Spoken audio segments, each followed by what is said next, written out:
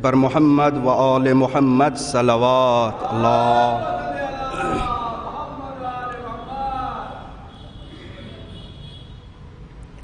اعوذ باللہ من الشیطان الرجیم. بسم اللہ الرحمن الرحیم. طٰہٰ ما انزلنا علیک القرآن لتشقى الا تذکرۃ لمن یخشی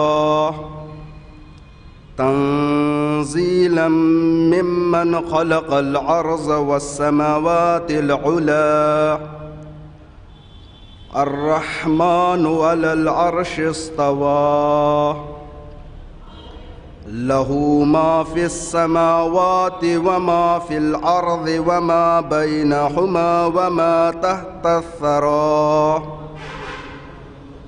وإن تجهر بالقول فإنه يعلم سرا وأخفى الله لا إله إلا هو له الأسماء الحسنى. وهل أتاك حديث موسى إذ رأى نارا فقال لأهلهم كثوا إني آنست نارا لعلي آتيكم منها بقبس أو أجد على النار هدى. فلما أتاها نودي يا موسى إني أنا ربك فاخلع عليك إنك بالوادي المقدس طوى وأنا اخترتك فاستمع لما يوحى. صدق الله العلي العظيم وصدق الله نبي رسول كريم. اللهم صل على محمد.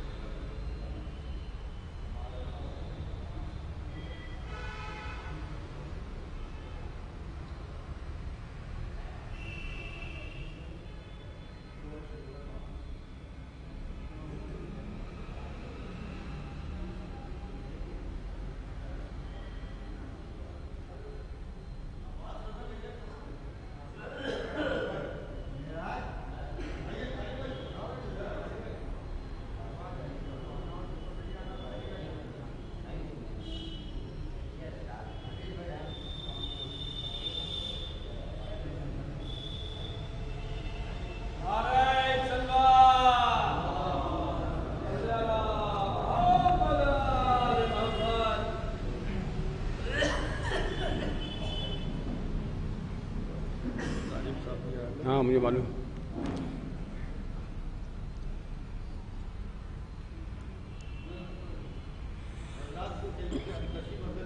یہ کام آپ کر لیجیے. السلام علیکم. آج کی یہ مجلس جس سلسلے میں منعقد ہے اس کا علم آپ سبھی حضرات کو ہے. پچھلا ایک برس کہ اتنی تیز رفتاری سے گزر گیا، اس کا اندازہ، اس کا احساس بھی ہم لوگوں کو نہیں ہوا.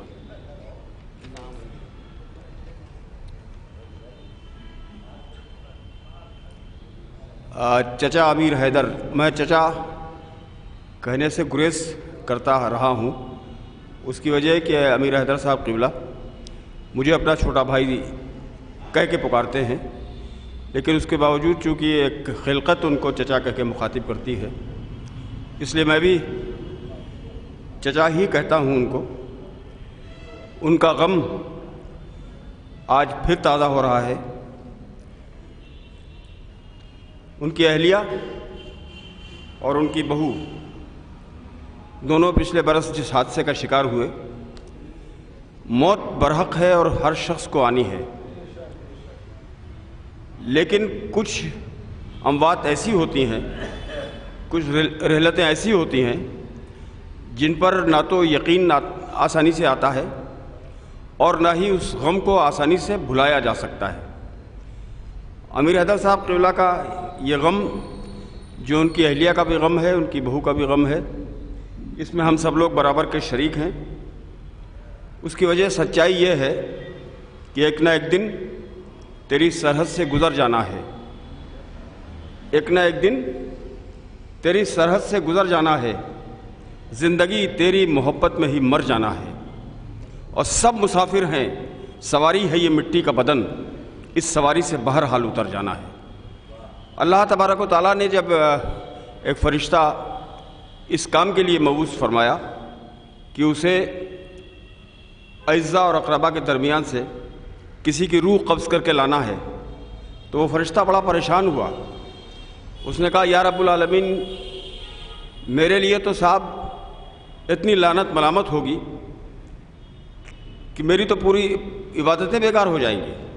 تو اللہ نے اس سے وعدہ کیا کہ نہیں، تم پر کوئی الزام نہیں آئے گا.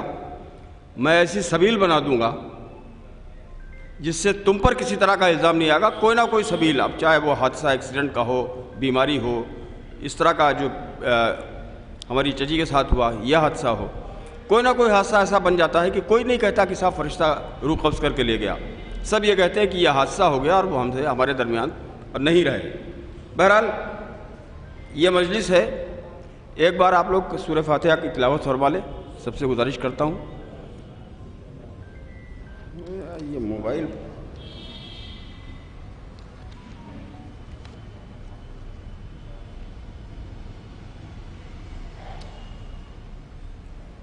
چند شعراء کرام ہیں جن کو یہاں نذرانہ عقیدت پیش کرنا ہے منظوم. اس کے بعد ہمارے ذاکر مجلس پڑھیں گے. میں یہ چاہتا ہوں کہ میں اس مائک پر آ گیا معراج حیدر کی محبت میں بھی اور ان کے حکم کی تعمیل میں بھی، لیکن جہاں پروفیسر عباس رضا نیر جیسی شخصیت موجود ہو وہاں یہ کام کسی کو نہیں کرنا چاہیے، کسی کو نہیں کرنا چاہیے. اس لیے میں بڑی محبت سے عباس رضا نیر سے، میرے چھوٹے بھائی بھی ہیں لیکن بڑی عظیم شخصیت ہیں ادب کی دنیا کی، میں ان سے گزارش کرتا ہوں کہ براہ کرم مائک پر آ جائیں اور یہ کے بعد دیگر چند لوگوں کو دعوت سخن دے دیجیے اور اس کے بعد آ جائیے. نہیں ابھی نہیں آئیں تو یہ عمل آپ کر دیجیے. بس آپ بیٹھیے. بہت شکریہ مومنین. بس واصف بھائی سے ہم نے سیکھا ہے تو ایک 4 مصرے اور ایک سلام کے چند شعر میں پڑھ دے رہا ہوں اور باقی میں آج کچھ نہ کچھ سیکھوں کہ پھر کیسے بلایا جاتا ہے، نظامت کی جاتی ہے. عرض کرتا ہوں، میں جتنی بار عزا خانے میں گیا آیا، میں جتنی بار عزا خانے میں گیا آیا، زمین پر مجھے معراج کا مزہ آیا. اذان سنتے ہی ہونٹوں سے نکلا نام حسین، میں ایک سانس میں کعبے سے کربلا آیا. اذان سنتے ہی ہونٹوں سے نکلا نام حسین، میں ایک سانس میں کعبے سے کربلا آیا. ایک سلام کے چند شعر. غم شبیر کی لو ہم جو بڑھانے لگ جائیں، غم شبیر کی لو ہم جو بڑھانے لگ جائیں، غم دنیا تیرے طوفان ٹھکانے لگ جائیں، غم دنیا تیرے طوفان ٹھکانے لگ جائیں. یہ نجومی بھی اگر حر کا مقدر پڑھ لیں، یہ نجومی بھی اگر حر کا مقدر پڑھ لیں، اپنے ہاتھوں کی لکیروں کو مٹانے لگ جائیں، اپنے ہاتھوں کی لکیروں کو مٹانے لگ جائیں. بس عزادار ہی دنیا میں دکھائی دیں گے. ایک یہ اتحاد کا پیغام، بس عزادار ہی دنیا میں دکھائی دیں گے. ہم اگر شانوں سے شانوں کو ملانے لگ جائیں، ہم اگر شانوں سے شانوں کو ملانے لگ جائیں. اے سکینہ کے چچا اتنی اجازت دے دے، اے سکینہ کے چچا اتنی اجازت دے دے، تیری جالی سے مرادوں کے بہانے لگ جائیں، تیری جالی سے مرادوں کے بہانے لگ جائیں، نظر آئے کہیں دادا کہیں نانا کا جلال، نظر آئے کہیں دادا کہیں نانا کا جلال، آستین اون محمد جو چڑھانے لگ جائیں، آستین اون محمد جو چڑھانے لگ جائیں، اور چومنے آیا ہے بے شیر کا جھولا فطرس، چومنے آیا ہے بے شیر کا جھولا فطرس، بالوں پر اور بھی دو چار سہانے لگ جائیں، چومنے آیا ہے بے شیر کا جھولا فطرس، بالوں پر اور بھی دو چار سہانے لگ جائیں، کہا بانوں نے یہ اصغر سے کہ جاؤ میرے لال، کہا بانوں نے یہ اصغر سے کہ جاؤ میرے لال، آج تیروں پہ تبسم کے نشانے لگ جائیں، آج تیروں پہ تبسم کے نشانے لگ جائیں، پھول گر جائیں جو تابوت علی اکبر سے، پھول گر جائیں جو تابوت علی اکبر سے، آ کے یوسف انہیں پلکوں سے اٹھانے لگ جائیں، پھول گر جائیں جو تابوت علی اکبر سے، آ کے یوسف انہیں پلکوں سے اٹھانے لگ جائیں، یہ جو ننھی سی ہنسی دامن عاشور میں ہے، یہ جو ننھی سی ہنسی دامن عاشور میں ہے، شرح اس کی کرے دنیا تو زمانے لگ جائیں، شرح اس کی کرے دنیا تو زمانے لگ جائیں، اس کے ماتم کے دیے کون بجھا سکتا ہے، اس کے ماتم کے دیے کون بجھا سکتا ہے، آندھیاں جس کے چراغوں کو جلانے لگ جائیں، آندھیاں جس کے چراغوں کو جلانے لگ جائیں، بک نہیں سکتا کوئی اشک عزا کا موتی، بک نہیں سکتا کوئی اشک عزا کا موتی، چاہے قیمت میں زمانے کے خزانے لگ جائیں، چاہے قیمت میں زمانے کے خزانے لگ جائیں، اور کتنا پرہول ہے یہ شام غریباں کا سفر، کتنا پرہول ہے یہ شام غریباں کا سفر، نوحے تھم جائیں تو سناٹے رلانے لگ جائیں، کتنا پرہول ہے یہ شام غریباں کا سفر، نوحے تھم جائیں تو سناٹے رلانے لگ جائیں، سلسلہ خلد سے پہلے نہ رکے گا نیر، سلسلہ خلد سے پہلے نہ رکے گا نیر، ایک کے بعد ایک اگر تعزیہ خانے لگ جائیں۔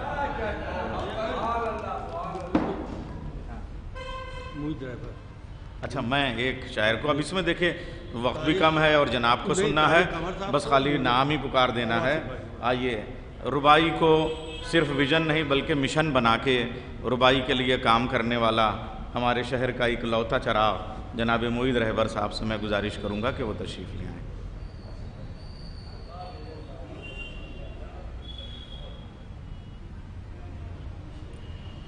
میں چند رباعیاں پیش کر رہا ہوں، ملاحظہ فرمائیں، جس میں 2 رباعیاں بطور خراج عقیدت پیش کر رہا ہوں۔ عرض کیا ہے کہ ہے باد خدا سب سے وہ ایک نام بڑا، ہے باد خدا سب سے وہ ایک نام بڑا، تاریخ میں جس کا ہے ہر ایک کام بڑا، ہے باد خدا سب سے وہ ایک نام بڑا، تاریخ میں جس کا ہے ہر ایک کام بڑا، میں اس پہ پڑھا کرتا ہوں ہر لمحہ درود، میں اس پہ پڑھا کرتا ہوں ہر لمحہ درود، ملتا ہے میرے قلب کو آرام بڑا، ملتا ہے میرے قلب کو آرام بڑا۔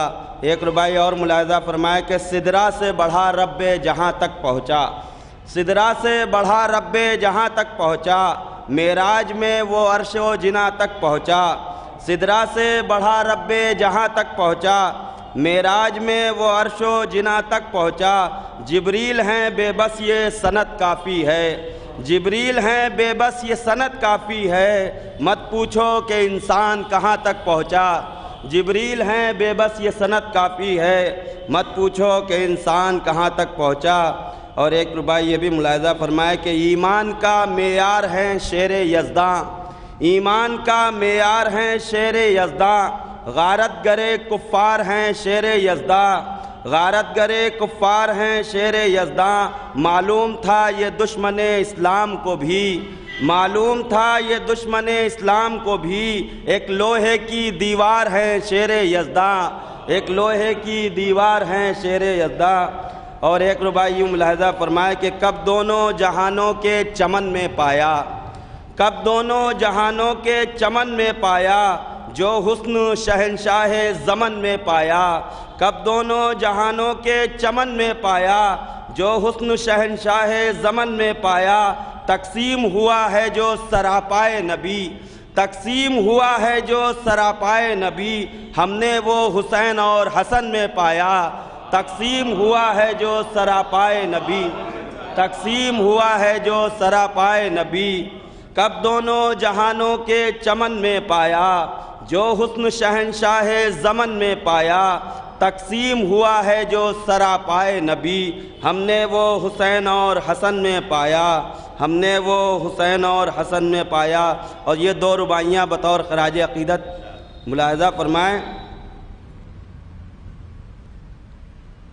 کنیز بطول مرحومہ کے لیے یہ رباعی پیش کر رہا ہوں، ملاحظہ فرمائیں کہ یا رب کھلیں اس قبر میں فردوس کے پھول، یا رب کھلیں اس قبر میں فردوس کے پھول، ہوتا رہے ان پر تیری رحمت کا نزول، یا رب کھلیں اس قبر میں فردوس کے پھول، ہوتا رہے ان پر تیری رحمت کا نزول، ہو مرحومہ امیر حیدر کی وہاں، ہو مرحومہ امیر حیدر کی وہاں، جنت میں جہاں پر ہوں کنیزان بطول، جنت میں جہاں پر ہوں کنیزان بطول، یا رب کھلیں اس قبر میں فردوس کے پھول، ہوتا رہے ان پر تیری رحمت کا نزول، ہو مرحومہ امیر حیدر کی وہاں، جنت میں جہاں پر ہیں کنیزان بطول، جنت میں جہاں پر ہیں کنیزان بطول۔ اور یہ آخری رباعی ملاحظہ فرمائیں عظمیٰ حیدر مرحومہ کے لیے کہ جتنے ہیں یہاں بندے رب اکبر، جتنے ہیں یہاں بندے رب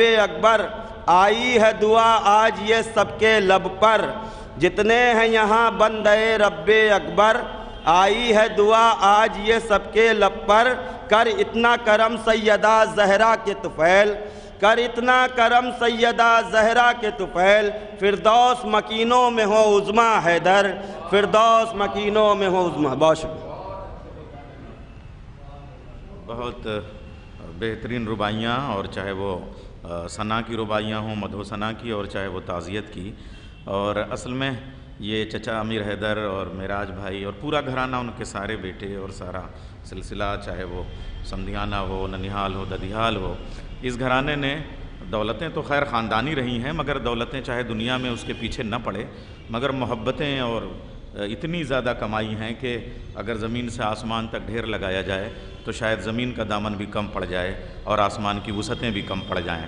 یہاں جو شخص ہے وہ اپنے آپ میں ایک ادارہ ہے، شاعر ہے، دانشور ہے، ادیب ہے، مقرر ہے، جس شعبہ حیات کا ہے، وہ اگر ہم سب کو ابھی موقع دیں تو ظاہر سی بات ہے شام ہو جائے گی، اور جناب حجت الاسلام والمسلمین مولانا سید قاضی عسکری صاحب دہلی سے مجلس کو خطاب کرنے کے لیے تشریف لائے ہیں۔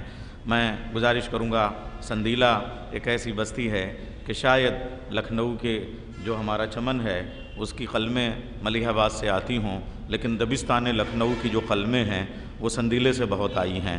سندیلے کے بڑے شعراء اور بڑے ادباء ہمارے شہر میں رہے ہیں۔ میں گزارش کروں گا شکیل سندیلوی صاحب سے کہ وہ تشریف لے آئیں اور بارگاہ اہل بیت میں نذران عقیدت پیش کریں۔ آپ حضرات نعرہ صلوات بلند کریں۔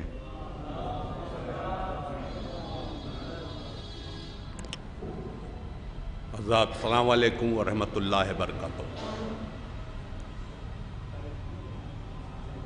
ایک مطلع اور ایک شعر مولا عباس کے حوالے سے کہ جب ثنا کرنے لگا ایک مدح خاں عباس کی، جب ثنا کرنے لگا ایک مدح خاں عباس کی، اس کو دینے آ گئی تھی ماں دعا عباس کی، اور خود بخود ماتم کی خاطر اٹھ گئے بچوں کے ہاتھ، لوریوں میں سن رہا تھا داستاں عباس کی، لوریوں میں سن رہا تھا داستاں عباس کی۔ ششماہ علی اصغر کا بس ایک شعر، اس کے بعد تعزیت کے 5-6 شعر کہ مجاہد تھا سلیقہ جانتا تھا جنگ کرنے کا، مجاہد تھا سلیقہ جانتا تھا جنگ کرنے کا، تبسم کی ادا سے ہرملا کو تنگ کرنے کا، तबस्सुम की अदा से हुरमुला को तंग करने का। ताज़ियत के शेर तवज्जो चाहता हूँ कि बहन भाई की जो मोहब्बत होती है, उज़मा का भाई, उनका पूरा खानवादा एक दूसरे से मोहब्बत, उस सिलसिले के 10-12-15 शेर हैं, उसकी तवज्जो कि आंखों में जो बसी थी कहाँ वो बहन गई, किस शहर बेवफा की तरफ वो वतन गई। कहते हैं सबकी ढाक पे रुख पर कफन गई, कल जो दुल्हन बनी थी किधर वो दुल्हन गई। क्या हम सबों का प्यार मोहब्बत से दूर था, क्या हम सबों को छोड़ के जाना ज़रूर था। कल तक तो ख़त पे ख़त थे कि घर आइएगा कब, सूरत हमें करीब से दिखलाइएगा कब, बातें जो दिलनशी हैं वो सुनवाइएगा कब, शादी पे नेक लूँगी वो दिलवाइएगा कब। ये क्या हुआ कि मोड़ के मुँह हमसे चल बसी, किस किस्म का ये गम था जिस गम से चल बसी। तुझको अभी तो हाजतें रखते कफन न थी, इतनी तो सख्त मौत की शायद रसन न थी। बर्दाश्त 4 दिन की थकन क्यों न कर सकी, और भाई का इंतज़ार बहन क्यों न कर सकी, भाई का इंतज़ार बहन क्यों न कर सकी।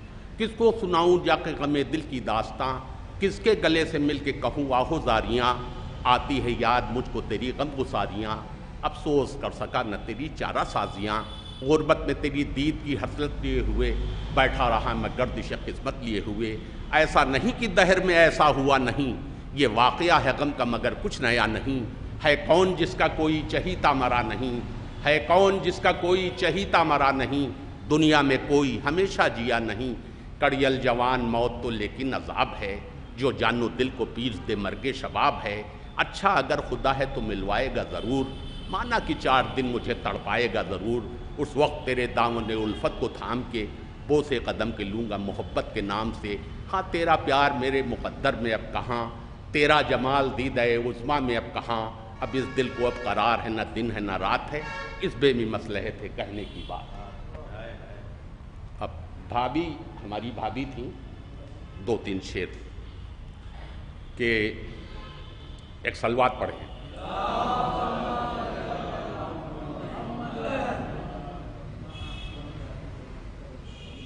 कि एक और सलवात पढ़ें, निकालने पड़े।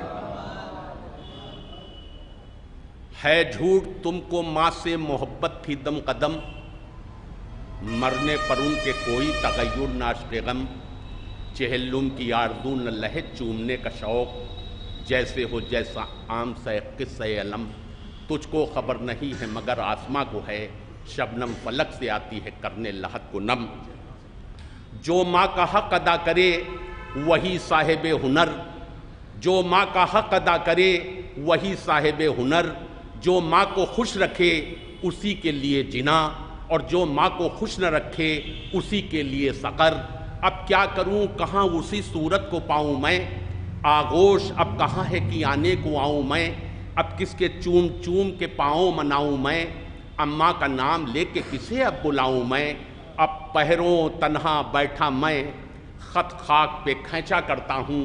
मट्टी पे लकीरें हैं लेकिन उंगली से इशारा करता हूँ, उंगली से इशारा करता हूँ। सुभान अल्लाह। शकील भाई, मंजूम तासुरात आपने पेश किए। हाँ मोमिनीन यहाँ से उठेगा। हाँ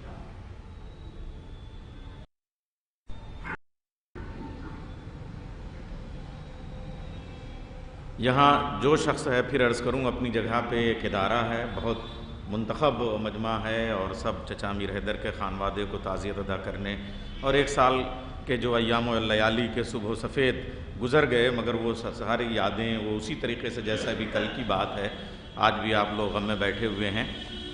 मोमिनीन, मीर मुस्तहसन खलीक ने मीर बबर अली अनीस से कहा था, मेरे लाल अब गज़ल को सलाम करो, और उसी दिन से उन्होंने गज़ल को सलाम कह दिया था और सलाम कहने लगे थे। लेकिन अनीस ने गज़ल का पीछा छोड़ दिया था, मगर गज़ल ने अनीस को नहीं छोड़ा, और उसका सबूत यह है कि 21वीं सदी में भी अनीस की लफ्ज़ियात को गज़ल में बरतने वाले शुअरा बेपनाह मौजूद हैं। और उनमें मुझे लग रहा है कि जो नुमाइंदा नाम हमारे लखनऊ में इस वक्त है वो लखनऊ ही से इरफान सिद्दीकी और लखनऊ ही से इफ्तिखार आरिफ हैं, मगर उसके बाद بہت نمائندہ نام، انیس کی لفظیات کو غزل میں برتنے والا اور سلام بھی اسی امتراخ کے ساتھ کہنے والا کوئی شاعر ہے تو ڈاکٹر طارق قمر ہیں۔ میں ان سے گزارش کروں گا کہ وہ تشریف لے آئیں اور بارگاہ رسول و آل رسول میں منظوم خراج عقیدت پیش کریں۔ بآواز بلند نعرہ صلوات۔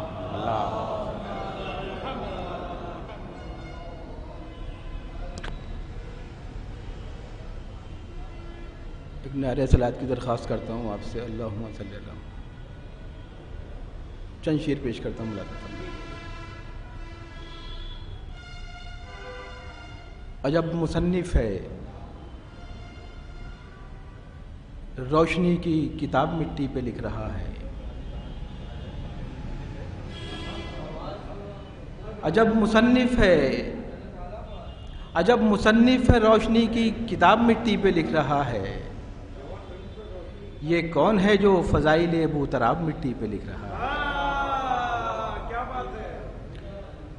عجب مصنف ہے روشنی کی کتاب مٹی پہ لکھ رہا ہے، یہ کون ہے جو فضائل ابو تراب مٹی پہ لکھ رہا ہے؟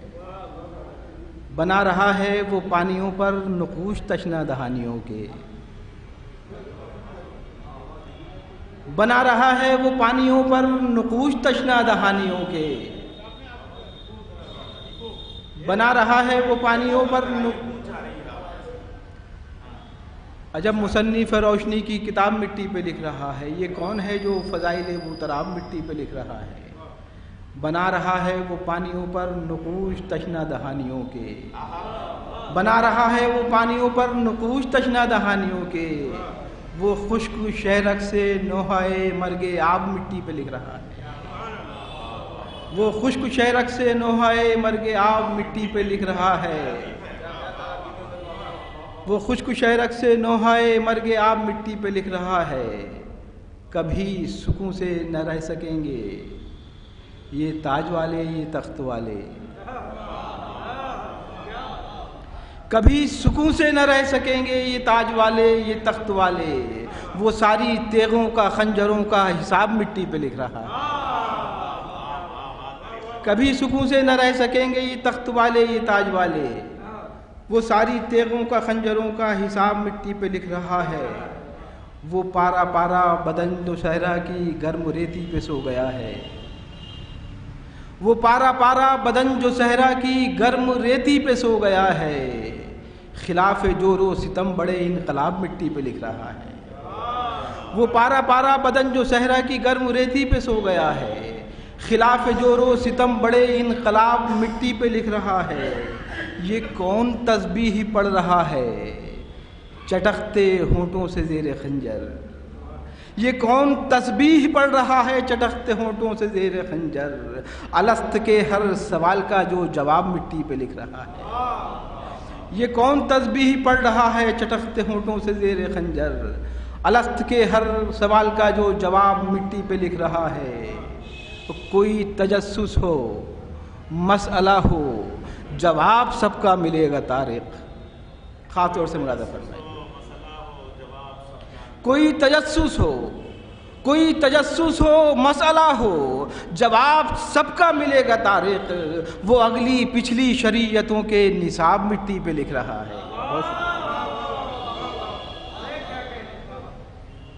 تو ارباب نظر آپ نے ملاحظہ کیا تقدیسی شاعری میں یہ جدت ترازی ذرا بڑا محال کام ہے، یہ مٹی پہ لکھ رہا ہے، عجب مصنف ہے زندگی کی کتاب مٹی پہ لکھ رہا ہے، یہ قافیہ انتخاب کرنا، پھر ردیف بنانا، پھر زمین کا انتخاب کرنا، پھر اس زمین میں خیالات، پھر ان خیالات کو مضامین آفرینی، اور پھر اس کے بعد میں ایک پورا سلام۔ تقدیسی شاعری میں یہ ہنر اور یہ ملکہ جو ہے وہ ڈاکٹر طارق قمر صاحب کا اپنا امتیاز ہے اور اپنی انفرادیت ہے ان کی، اور یہ جو ہماری شاعری ہے اس میں جو سوز ہوتا ہے، اور خاص طریقے سے اب وہ جو سوزخانی کا لطف ہے، وہ جو اس کا ایک لطافت ہے سوزخانی کی، اور اس میں میں ایک ایسا شاعر کہ آپ اس کے سلام میں سوز کی کیفیت بھی محسوس، مجھے لگ رہا ہے اللہ تعالیٰ نے اس کی آواز کو جو سوز دیا ہے، اور حسن کاظمی بھائی میں یہ عرض کروں کہ ساز چورایا جا سکتا ہے، سوز چورایا نہیں جا سکتا، اس لیے جو آپ کی آواز میں سوز اور گداز کی کیفیت ہے اس کو ایک سلام کے شکل میں اور سوز کی شکل میں وہ جو آپ پیش کر دیں گے وہ ہمارے لیے بڑی چیز ہوگی۔ میں حسن کاظمی صاحب سے گزارش کروں گا کہ وہ تشریف لے آئیں اور چند شعر پیش کر دیں۔ حسن کاظمی صاحب، ایک باواز بلند نعرہ صلوات سے آپ استقبال کریں جناب حسن کاظمی صاحب۔ ان کی آواز کا جو درد ہے، اور ظاہر سی بات ہے آج ہم جس بزم میں بیٹھے ہیں، درد اور کرب ہی، کربلا کی شاعری میں اگر دل کربلا نہ ہو اور آنکھیں فرات نہ ہو تو یہ شاعری نہیں کی جا سکتی۔ ایک اور صلوات سے استقبال کریں آپ حضرت۔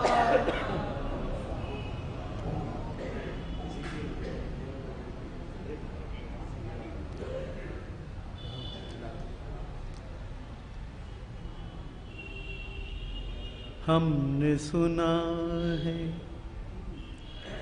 سب نے سنا ہے، نیل گگن پر ہم نے سنا ہے، نیل گگن پر قدرت رہتی ہے۔ ہم نے سنا ہے نیل گگن پر قدرت رہتی ہے، لیکن ماں کے پاؤں کے نیچے جنت رہتی ہے۔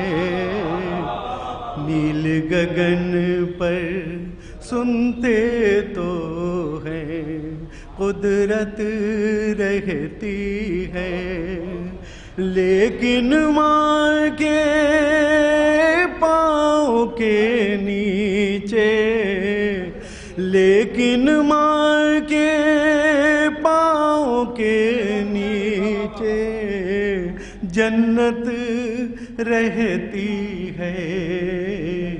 نیل گگن پر سنتے تو ہیں قدرت رہتی ہے۔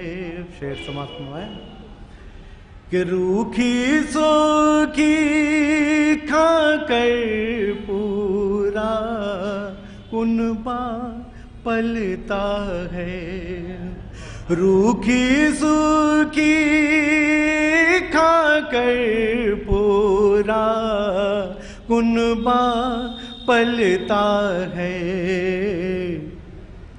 ماں رہتی ہے جب تک گھر میں برکت رہتی ہے، ماں رہتی ہے جب تک گھر میں برکت رہتی ہے۔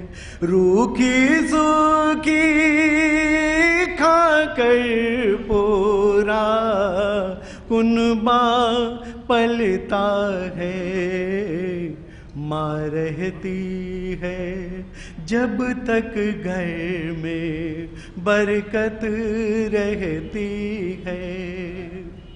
ان آنکھوں میں چاند ستارے، ان آنکھوں میں چاند ستارے، سورج سب پھیکے، ان آنکھوں میں چاند ستارے، سورج سب پھیکے، جن آنکھوں میں اپنی ماں کی صورت رہتی ہے، جن آنکھوں میں، ان آنکھوں میں چاند ستارے، سورج سب پھیکے، جن آنکھوں میں اپنی ماں کی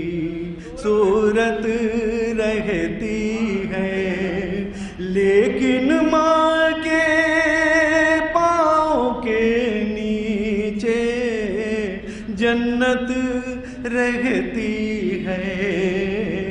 نیل گگن پر سنتے تو ہیں قدرت رہتی ہے۔ آخری شعر سماعت فرمائیں کہ ماں کی دعائیں لیتے رہنا، ماں کی دعائیں لیتے رہنا انہی دعاؤں سے، ماں کی دعائیں لیتے رہنا انہی دعاؤں سے، دنیا سے ٹکر لینے کی ہمت رہتی ہے، ماں کی دعائیں لیتے رہنا انہی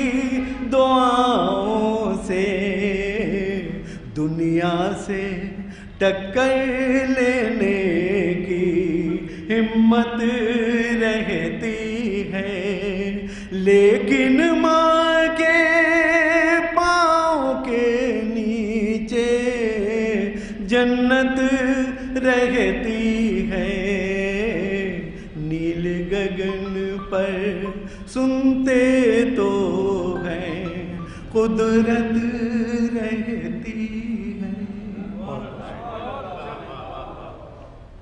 لیکن ماں کے پاؤں کے نیچے جنت رہتی ہے۔ مومنین، دو ہی مائیں ہیں جن کی وجہ سے ہم اس دنیا میں جی رہے ہیں۔ ایک ہماری ماں جو مداح بنا کے ہم کو ممبر پہ بٹھا دیتی ہے، اور ایک حسین کریم کی ماں جو ہمیں زندگی کا سلیقہ اور لفظوں کی خیرات عطا کرتی ہے۔ تو دونوں ماؤں کے لیے میں ایک ایک شعر یا دو دو مصرے عرض کر دوں۔ عمار سر بھی یہاں موجود ہیں، میں منور بھائی کا ایک شعر ماں کے لیے، چونکہ جس نے جو کہا ہے اس کا ذکر ہونا چاہیے، جو ادب میں لے کے آیا ہے اس سبجیکٹ کو بہت توانائی کے ساتھ میں۔ یہ ایسا قرض ہے جو میں ادا کر ہی نہیں سکتا، میں جب تک گھر نہ لوٹوں میری ماں سجدے میں رہتی ہے۔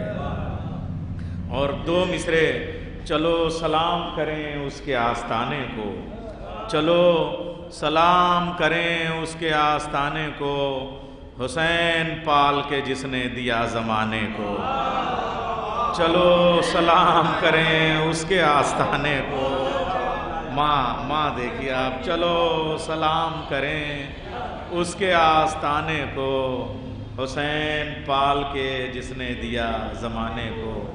چچا میر حیدر صاحب بھی آپ کی محبتیں، کتنی دور دور سے لوگ آئے ہوئے ہیں، مراد آباد سے اسد مولائی صاحب دہلی سے، اور میں کیا ایک ایک کر کے، وقت کم ہے، سرکار کو خطاب کرنا ہے، اور وہ بھی بہت زندگی نظام الاوقات کے بندے ہیں، میں دہلی میں ان سے استفادہ کرتا رہا ہوں ان کے درس سے، لیکن اب یہ محبت ہے ان کی کہ آپ کی محبت میں سب لوگ آئے ہوئے ہیں۔ بس آخری اس سلسلے کا ایک آخری حوالہ، مگر یہ جو عجیب و غریب بات ہے کہ اس کا تغزل بھی اتنا ہی اہم ہے، اور رسائی شاعری میں چاہے وہ بالواسطہ رسائی شاعری ہو اور چاہے براہ راست رسائی شاعری ہو، یعنی اس کی غزل میں بھی استعارات اور علامات کربلا کی جس طرح آتی ہیں وہ ایک عجیب شان پیدا کرتی ہیں، اور جب براہ راست وہ مرثیہ کہتے ہیں، سلام کہتے ہیں، تو واصف فاروقی کا اپنا ایک لہجہ ہوتا ہے۔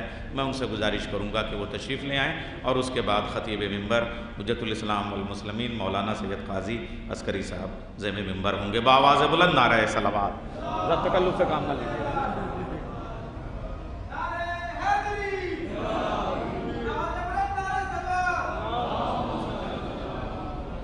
تمام تشریف رکھنے والے معزز حاضرین کو ایک بار پھر سلام پیش کرتا ہوں۔ پہلے 4 مصرے میں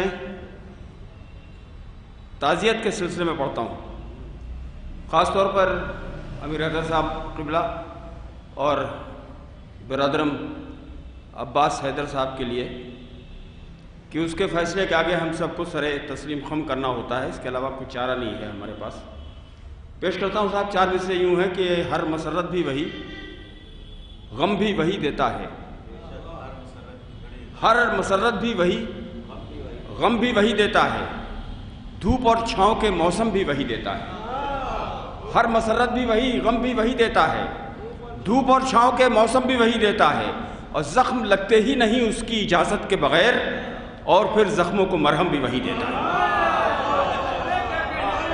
زخم لگتے ہی نہیں اس کی اجازت کے بغیر، زخم لگتے ہی نہیں اس کی اجازت کے بغیر، اور پھر زخموں کو مرہم بھی وہی دیتا ہے۔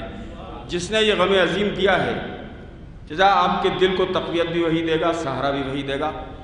عباس صاحب، آپ کے لیے بھی یہ 4 مصرے میں نے پیش کیے، 2-4 قطعات پیش کرتا ہوں۔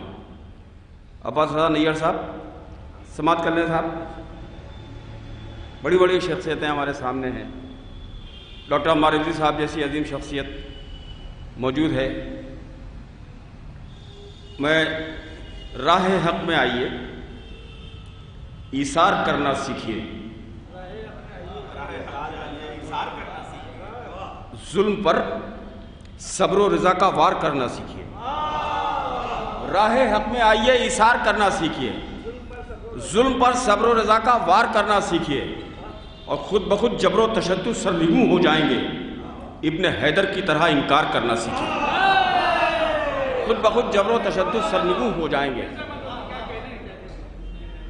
خود بخود جبر و تشدد سرنگوں ہو جائیں گے، ابن حیدر کی طرح انکار کرنا سیکھیے۔ ایک حق پرست نے حق و باطل کی جنگ میں چھکے چھڑا دیے ہیں رعونت پرست کے۔ ملاحظہ کیجئے گا 4 میں سے کہ ایک حق پرست نے حق و باطل کی جنگ میں چھکے چھڑا دیے ہیں رعونت پرست کے، وہ معرکہ حسین نے اس طرح سر کیا، معنی بدل کے رکھ دیے فتح و شکست کے۔ وہ معرکہ حسین نے اس طرح سر کیا، معنی بدل کے رکھ دیے فتح و شکست کے، معنی بدل کے رکھ دیے فتح و شکست کے۔ ماں کی عظمت، ہمارے معراج حیدر صاحب کی والدہ کا غم بھی ہے آج، عباس صاحب کی والدہ کا غم ہے۔ ماں کی عظمت پہ ابھی پوری ایک تخلیق پیش کی بھائی حسن کاظمی نے، میں 4 مصرے پیش کرتا ہوں کہ دوڑتی بھاگتی سب مائیں ہیں بیٹوں کے لیے، ہاجرہ جیسا وہ انداز کہاں رکھتی ہیں۔ سنیں گا صاحب 4 مصرے کہ دوڑتی بھاگتی سب مائیں ہیں بیٹوں کے لیے، ہاجرہ جیسا وہ انداز کہاں رکھتی ہیں، اور تشنگی ریت کی پرتوں سے نکالے زمزم، ایڑیاں سب کی اعجاز کہاں رکھتی ہیں۔ تشنگی ریت کی پرتوں سے نکالے زمزم، ایڑیاں سب کی یہ اعجاز کہاں رکھتی ہیں۔ بہت شکریہ، بڑی نوازش ہے۔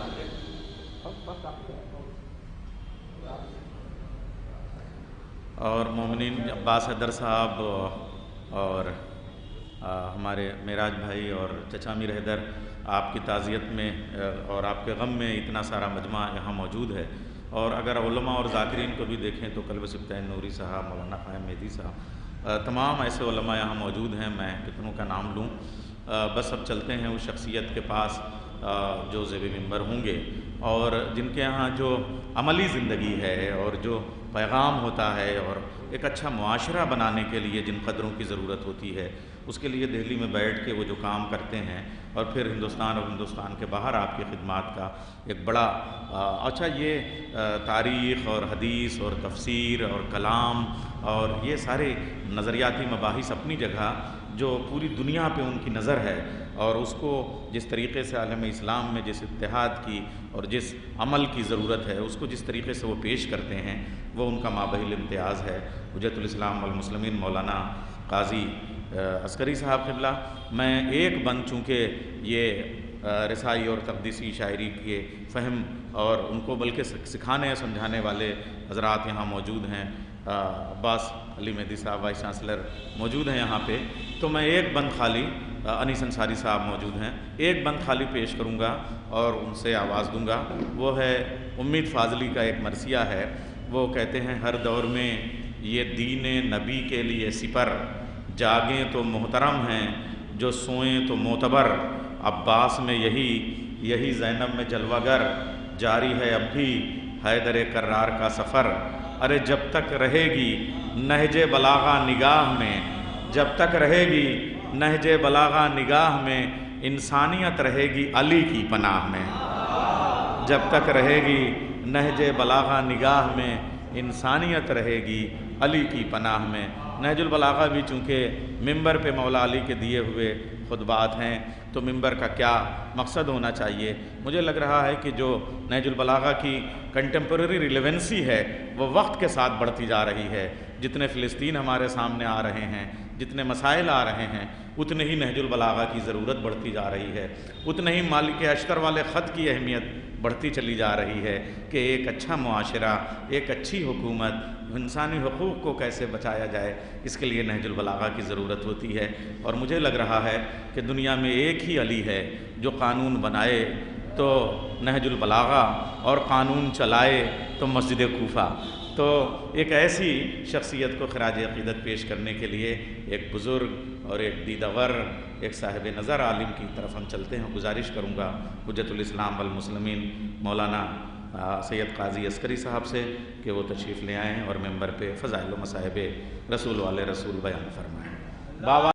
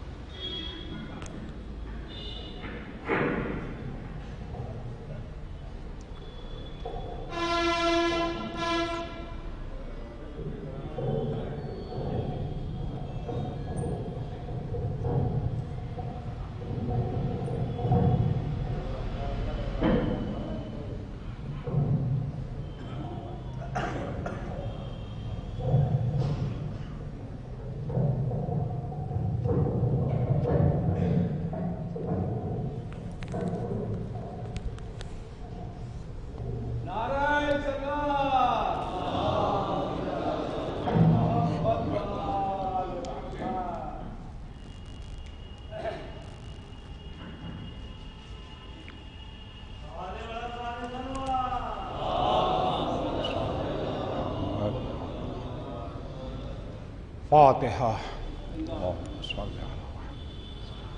بسم اللہ الرحمن الرحیم الحمد للہ رب العالمین الرحمن الرحیم مالک یوم الدین ایاک نعبد و ایاک نستعین اهدنا الصراط المستقیم صراط الذین انعمت علیہم غیر المغضوب علیہم ولا الضالین اللهم صل علی محمد وعلی محمد لا حول ولا قوة إلا بالله العلي العظيم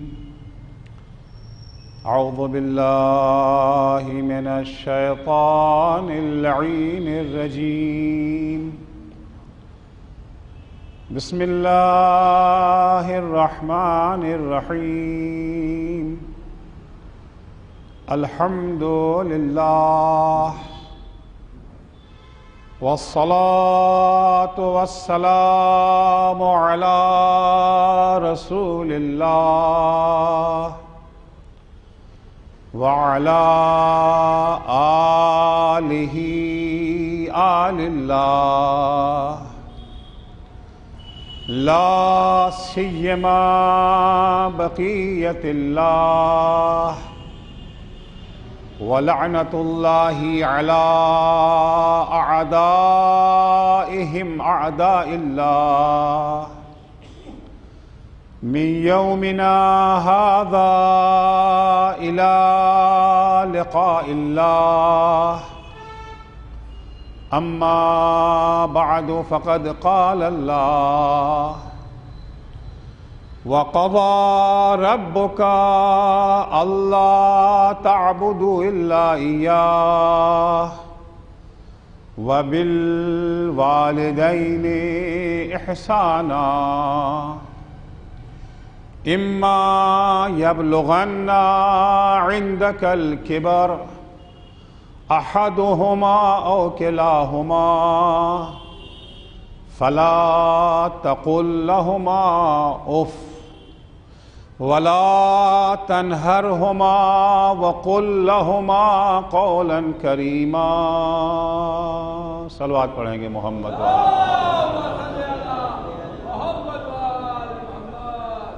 سے پہلے کہ اپنے عرائض آپ کی خدمت میں پیش کروں، درخواست ہے سورہ فاتحہ کی برائے مرحومہ کنیز بطول اور مرحومہ عظمیٰ حیدر کے لیے۔ صلی علی محمد بسم اللہ الرحمن الرحیم الحمد للہ رب العالمین الرحمن الرحیم مالک یوم الدین إياك نعبد وإياك نستعين اهدنا الصراط المستقيم صراط الذين أنعمت عليهم غير المغضوب عليهم ولا الضالين. بسم الله الرحمن الرحيم. قل هو الله أحد الله الصمد لم يلد ولم يولد ولم يكن له كفوا أحد. بسم الله الرحمن الرحيم. قل هو الله أحد الله الصمد لم يلد ولم يولد ولم يكن له كفوا أحد. بسم الله الرحمن الرحيم. قل هو الله أحد الله الصمد لم يلد ولم يولد ولم يكن له كفوا أحد. اللهم صل على محمد وآل محمد. عزیزان گرامی،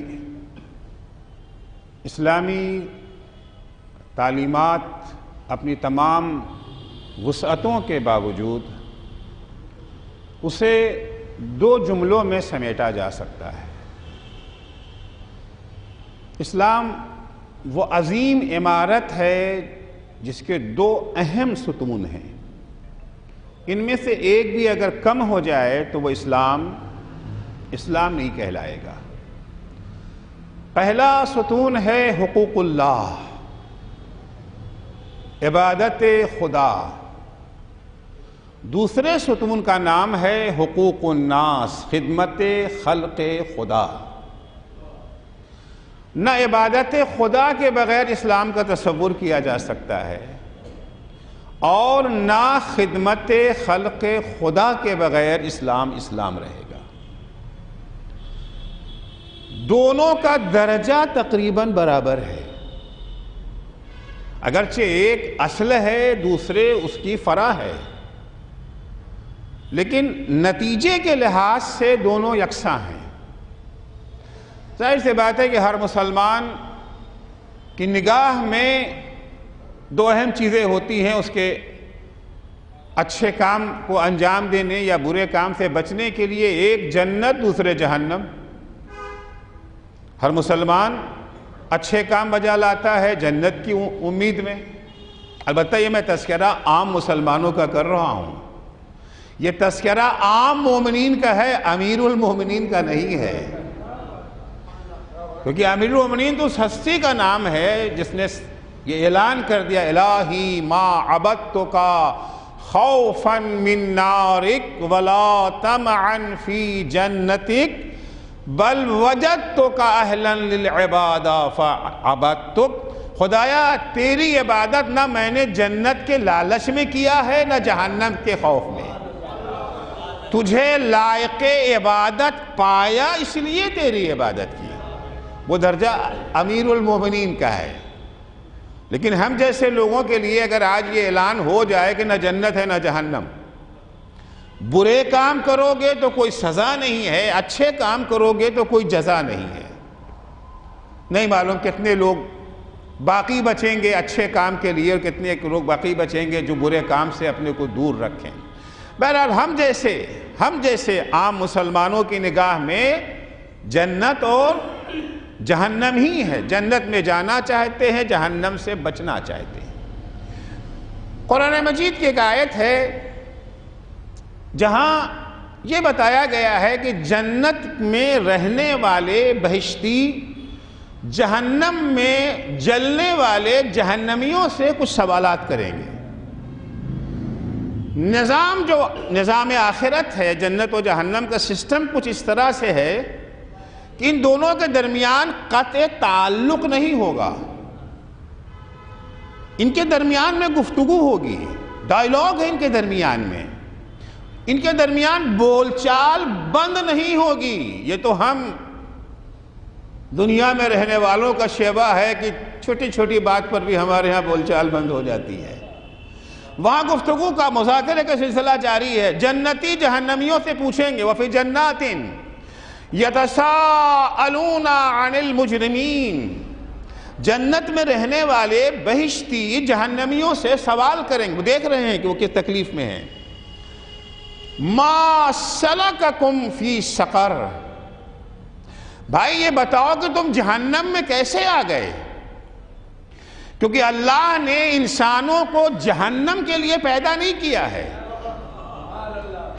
اللہ نے انسانوں کو جنت کے لیے پیدا کیا ہے۔ یہ اور بات ہے کہ جنت اور جہنم کو ان کے اختیار میں دے دیا. نہ کسی کو اللہ زبردستی جہنم میں ڈالے گا، نہ کسی کو زبردستی جنت میں لے جائے گا. جہنم میں جائیں گے اپنے اختیار اور ارادے سے، جنت میں بھی جائیں گے تو اپنے اختیار اور ارادے سے. لیکن اللہ چاہتا یہی ہے کہ بندے جنت میں جائیں. 1,24,000 انبیاء کاہے کے لیے بھیجے تھے؟ ان کا مقصد یہی تو تھا نا کہ انسانوں کو وہ راستہ دکھائیں جو انہیں جنت میں پہنچا دے، جو انہیں جہنم سے دور رکھے. اولیاء خدا، ائمہ اطہار نے پوری زندگی اپنی وقف کر دی تھی انسانوں کو جنت تک پہنچانے کے لیے. کربلا کیوں وجود میں آئی تھی؟ مقصد کربلا یہی تو تھا نا کہ لوگوں کے سامنے جنت اور جہنم کا راستہ واضح رہے، غفلت میں کوئی مار نہ کھا جائے. کیونکہ شیطانوں نے حرکت یہ کی تھی انسانوں کو جہنم میں پہنچانے کے لیے کہ انہوں نے جنت اور جہنم کے راستے کو تبدیل کر دیا تھا. جنت کے راستے پہ بورڈ لگا دیا جہنم کا راستہ، اور جہنم کے راستے پہ بورڈ لگا دیا جنت کا راستہ. کربلا میں حسین ابن علی نے اپنی قربانی دے کر کے دونوں بورڈوں کی اصلاح کر دی. جنت والے راستے پہ جنت کا بورڈ لگا دیا، جہنم کے راستے پہ جہنم کا بورڈ لگا دیا. تو اصل یہ ہے کہ انسان جنت میں جائے، یہ اصل ہے. جہنم میں جانا خلاف اصل ہے. مشیت معبود کیا ہے؟ مشیت معبود یہ کہ انسان جنت میں جائے، جہنم میں. لیکن بہرحال اللہ نے انسان کو آزاد پیدا کیا ہے، مختار ہے، راستہ دکھا دیا. اِنَّا هَدَيْنَاهُ السَّبِيلَ اِمَّا شَاكِرًا وَإِمَّا كُفُورًا. ہم نے راستہ بتا دیا، یہ جنت کا راستہ، یہ جہنم کا راستہ. اب اگر تم جہنم میں جانا چاہتے ہو تمہاری مرضی. تو اصل کیا ہے؟ اصل یہ ہے کہ انسان جنت میں جائے. اب اگر کوئی جہنم میں چلا جائے تو سوال تو ہوتا ہے نا، پوچھنا تو پڑے گا کہ بھائی آپ کو جنت میں جانا تھا، یہ جہنم میں کہاں چلے آئے؟ فرض کیجئے یہ جو ہے مجلس ہو رہی ہے، اگر کوئی صاحب باہر کھڑے ہوں سڑک کے اوپر تو سوال تو بنے گا نا کہ آپ کو تو وہاں ہونا چاہیے تھا، یہاں کیا کر رہے ہیں آپ؟ لیکن جو یہاں بیٹھے ہیں ان سے پوچھنے کی ضرورت نہیں کہ آپ یہاں کیوں آئے، کیونکہ اصل تو ہے مجلس میں حاضر ہونا، نہ ہونا خلاف اصل ہے. لہذا جنتی جہنمیوں سے سوال کر رہے ہیں کہ بھائی یہ بتاؤ کہ تم جہنم میں کیسے؟ ما سلککم فی سقر. لاٹری کا نظام تو وہاں نہیں نہ ہے کوئی لاٹری پڑی تھی فلاں کے لیے جنت آ گئی، فلاں کے لیے جہنم. دنیا میں تو ساری باتیں چل جاتی، وہاں نہیں، وہاں لاٹری نہیں ہے، وہاں ایک سسٹم ہے، ایک نظام ہے. جنت کا اپنا سسٹم ہے، جہنم کا اپنا سسٹم ہے. جو جائے گا جنت میں وہ اپنے سسٹم کے ذریعے سے، جو جہنم میں جائے گا وہ اس کے سسٹم کے ذریعے جائے گا. اب جواب سنیں گے ان کا کیا ہے؟ یہ قیامت وہ جگہ ہے کہ یوم تبلی السرائر، سارے پردے اٹھ جاتے ہیں. اب وہاں بہانے بازی اور ایک دوسرے پہ الزام تراشی کا نظام وہ نہیں ہے. دنیا میں تو ہوتا ہے کہ اگر ہم ناکام ہو گئے تو اپنی ناکامی کا ٹھیکرا کسی کے سر چھوڑ دیتے ہیں. چاہے جس میدان میں بھی ناکام ہو جائیں تو اپنی ذمہ داری ہم قبول نہیں کرتے. عام طور سے کسی نہ کسی پر، کسی نہ کسی کو ہم جو ہے مورد تہمت قرار دے، ان کی وجہ سے، ان کی وجہ.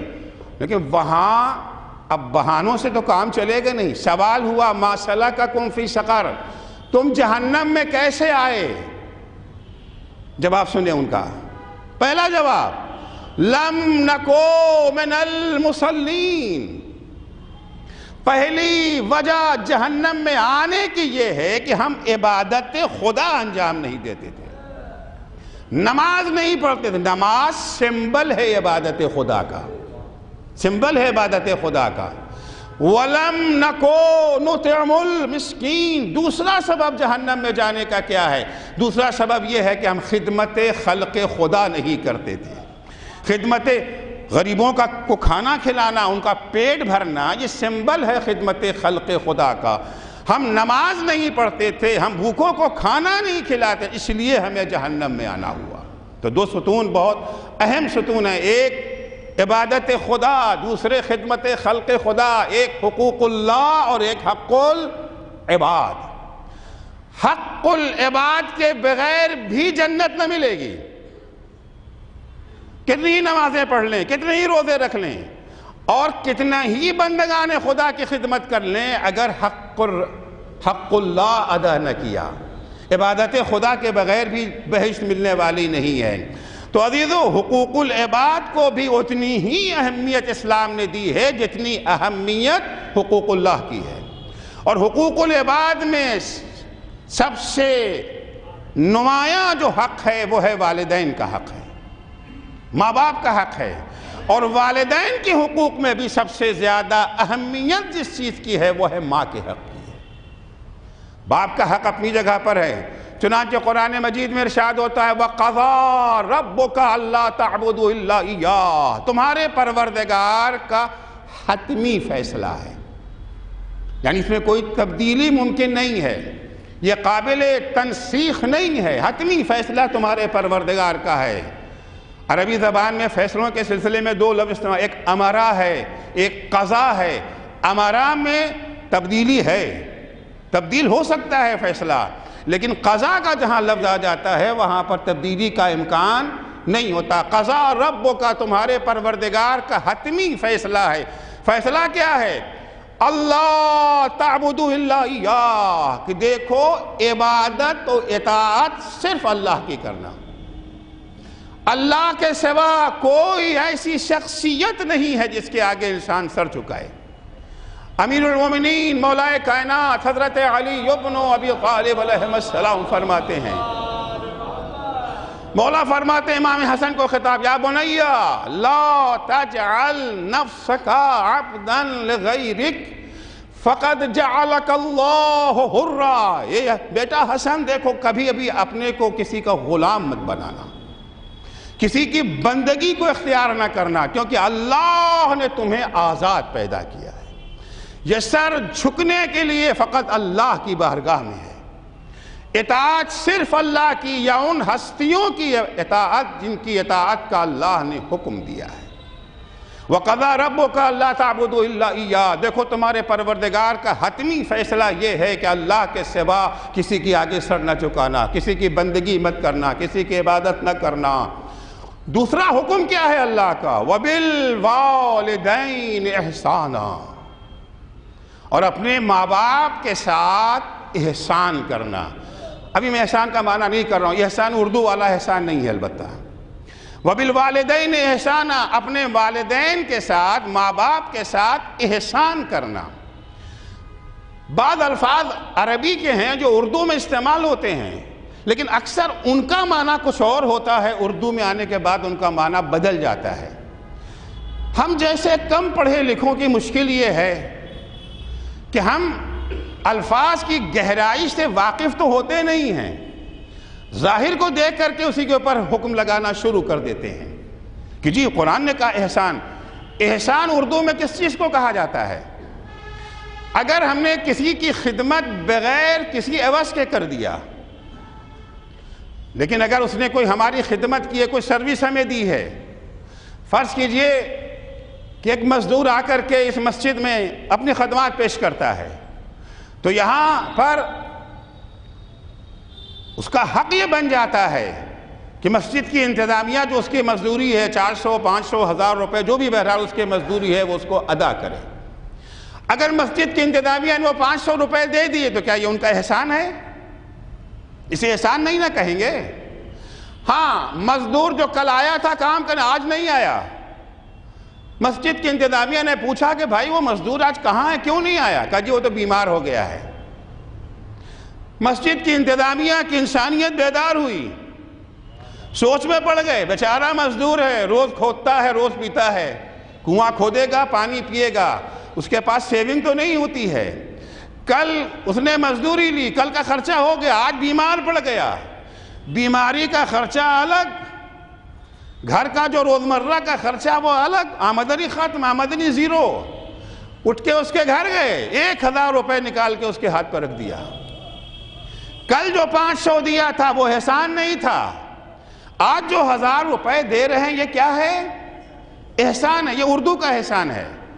لیکن عربی میں احسان اس معنی میں نہیں ہے، کس معنی میں بھی عرض کروں گا۔ اکثر ہم لوگوں کے یہاں یہ غلط فہمیاں ہو جاتی ہیں، بعض الفاظ کو دیکھ کر کے اردو کا معنی الگ ہے، عربی کا معنی الگ ہے، اردو کے والے معنی کو دیکھ کر کے ہم حکم کلی لگا دیتے ہیں۔ انہیں میں سے ایک لفظ غنیمت، بہت سارے افراد یہ اعتراض کرتے ہیں کہ جی خمس کا کہاں ذکر ہے قرآن میں؟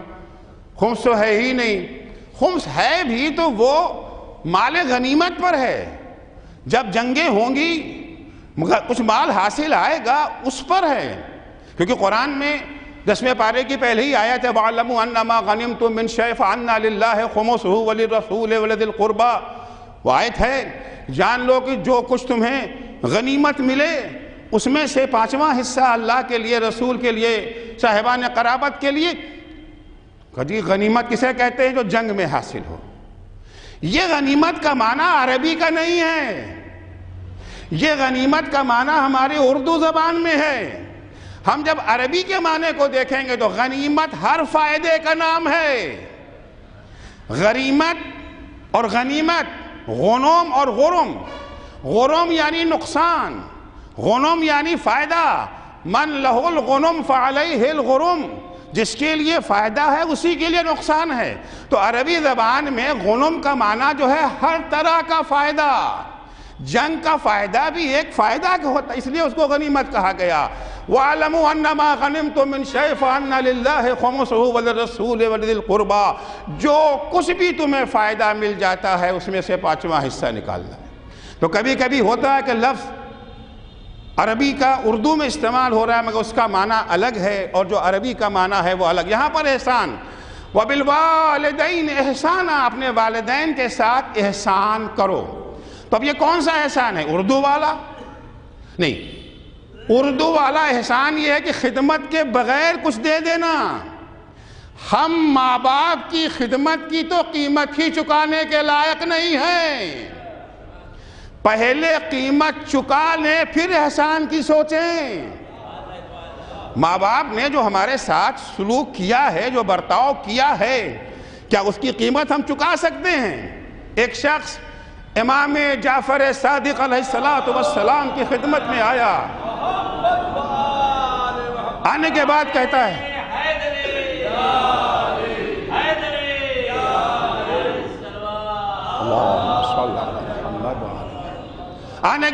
ہے مولا میری ماں بہت بوڑھی ہو گئی ہے، چلنے پھرنے کے لائق نہیں ہے، اپنا کوئی کام خود سے نہیں کر سکتی ہے، اس کے سارے فرائض کو میں انجام دیتا ہوں. بالکل ویسے ہی جیسے ماں بچپن میں میرے سارے کام کیا کرتی تھی، میں بھی نہیں ویسے ہی سارے کام اس کے انجام دے رہا ہوں. کئی برس گزر گئے سال میں. مولا یہ بتائیے کہ کیا ماں کا حق ادا ہو گیا؟ امام نے ایک سوال کیا، پوچھتے ہیں یہ بتاؤ جب تم اپنے ماں کی خدمت کر رہے ہوتے ہو، ماں بہت تکلیف میں ہے، بہت اذیت میں ہے، تو اس وقت تمہاری اللہ سے دعا کیا ہوتی ہے ماں کے بارے میں؟ کہ سرکار دعا تو یہی ہوتی کہ اللہ ان کی مشکل کو آسان کر دے. اللہ ان کی مشکل کو، یعنی دنیا سے انہیں جب تک زندہ رہیں گی مشکلات میں بہرحال مبتلا رہیں گی، ان کو اللہ اٹھا لے. امام نے فرمایا جب ماں تمہاری خدمت کر رہی تھی اس وقت اس کی کیا دعا تھی؟ تم بھی بیمار تھے، تم بھی تکلیفوں میں مبتلا تھے، بعض ناقابل علاج بیماریوں میں مبتلا تھے. ماں نے کبھی موت کی دعا نہ کی. ماں کی دعا ہمیشہ یہی تھی، میرے رب میری عمر بھی اسے لگ جائے. ایک صلوات پڑھیں گے محمد و آل محمد پر.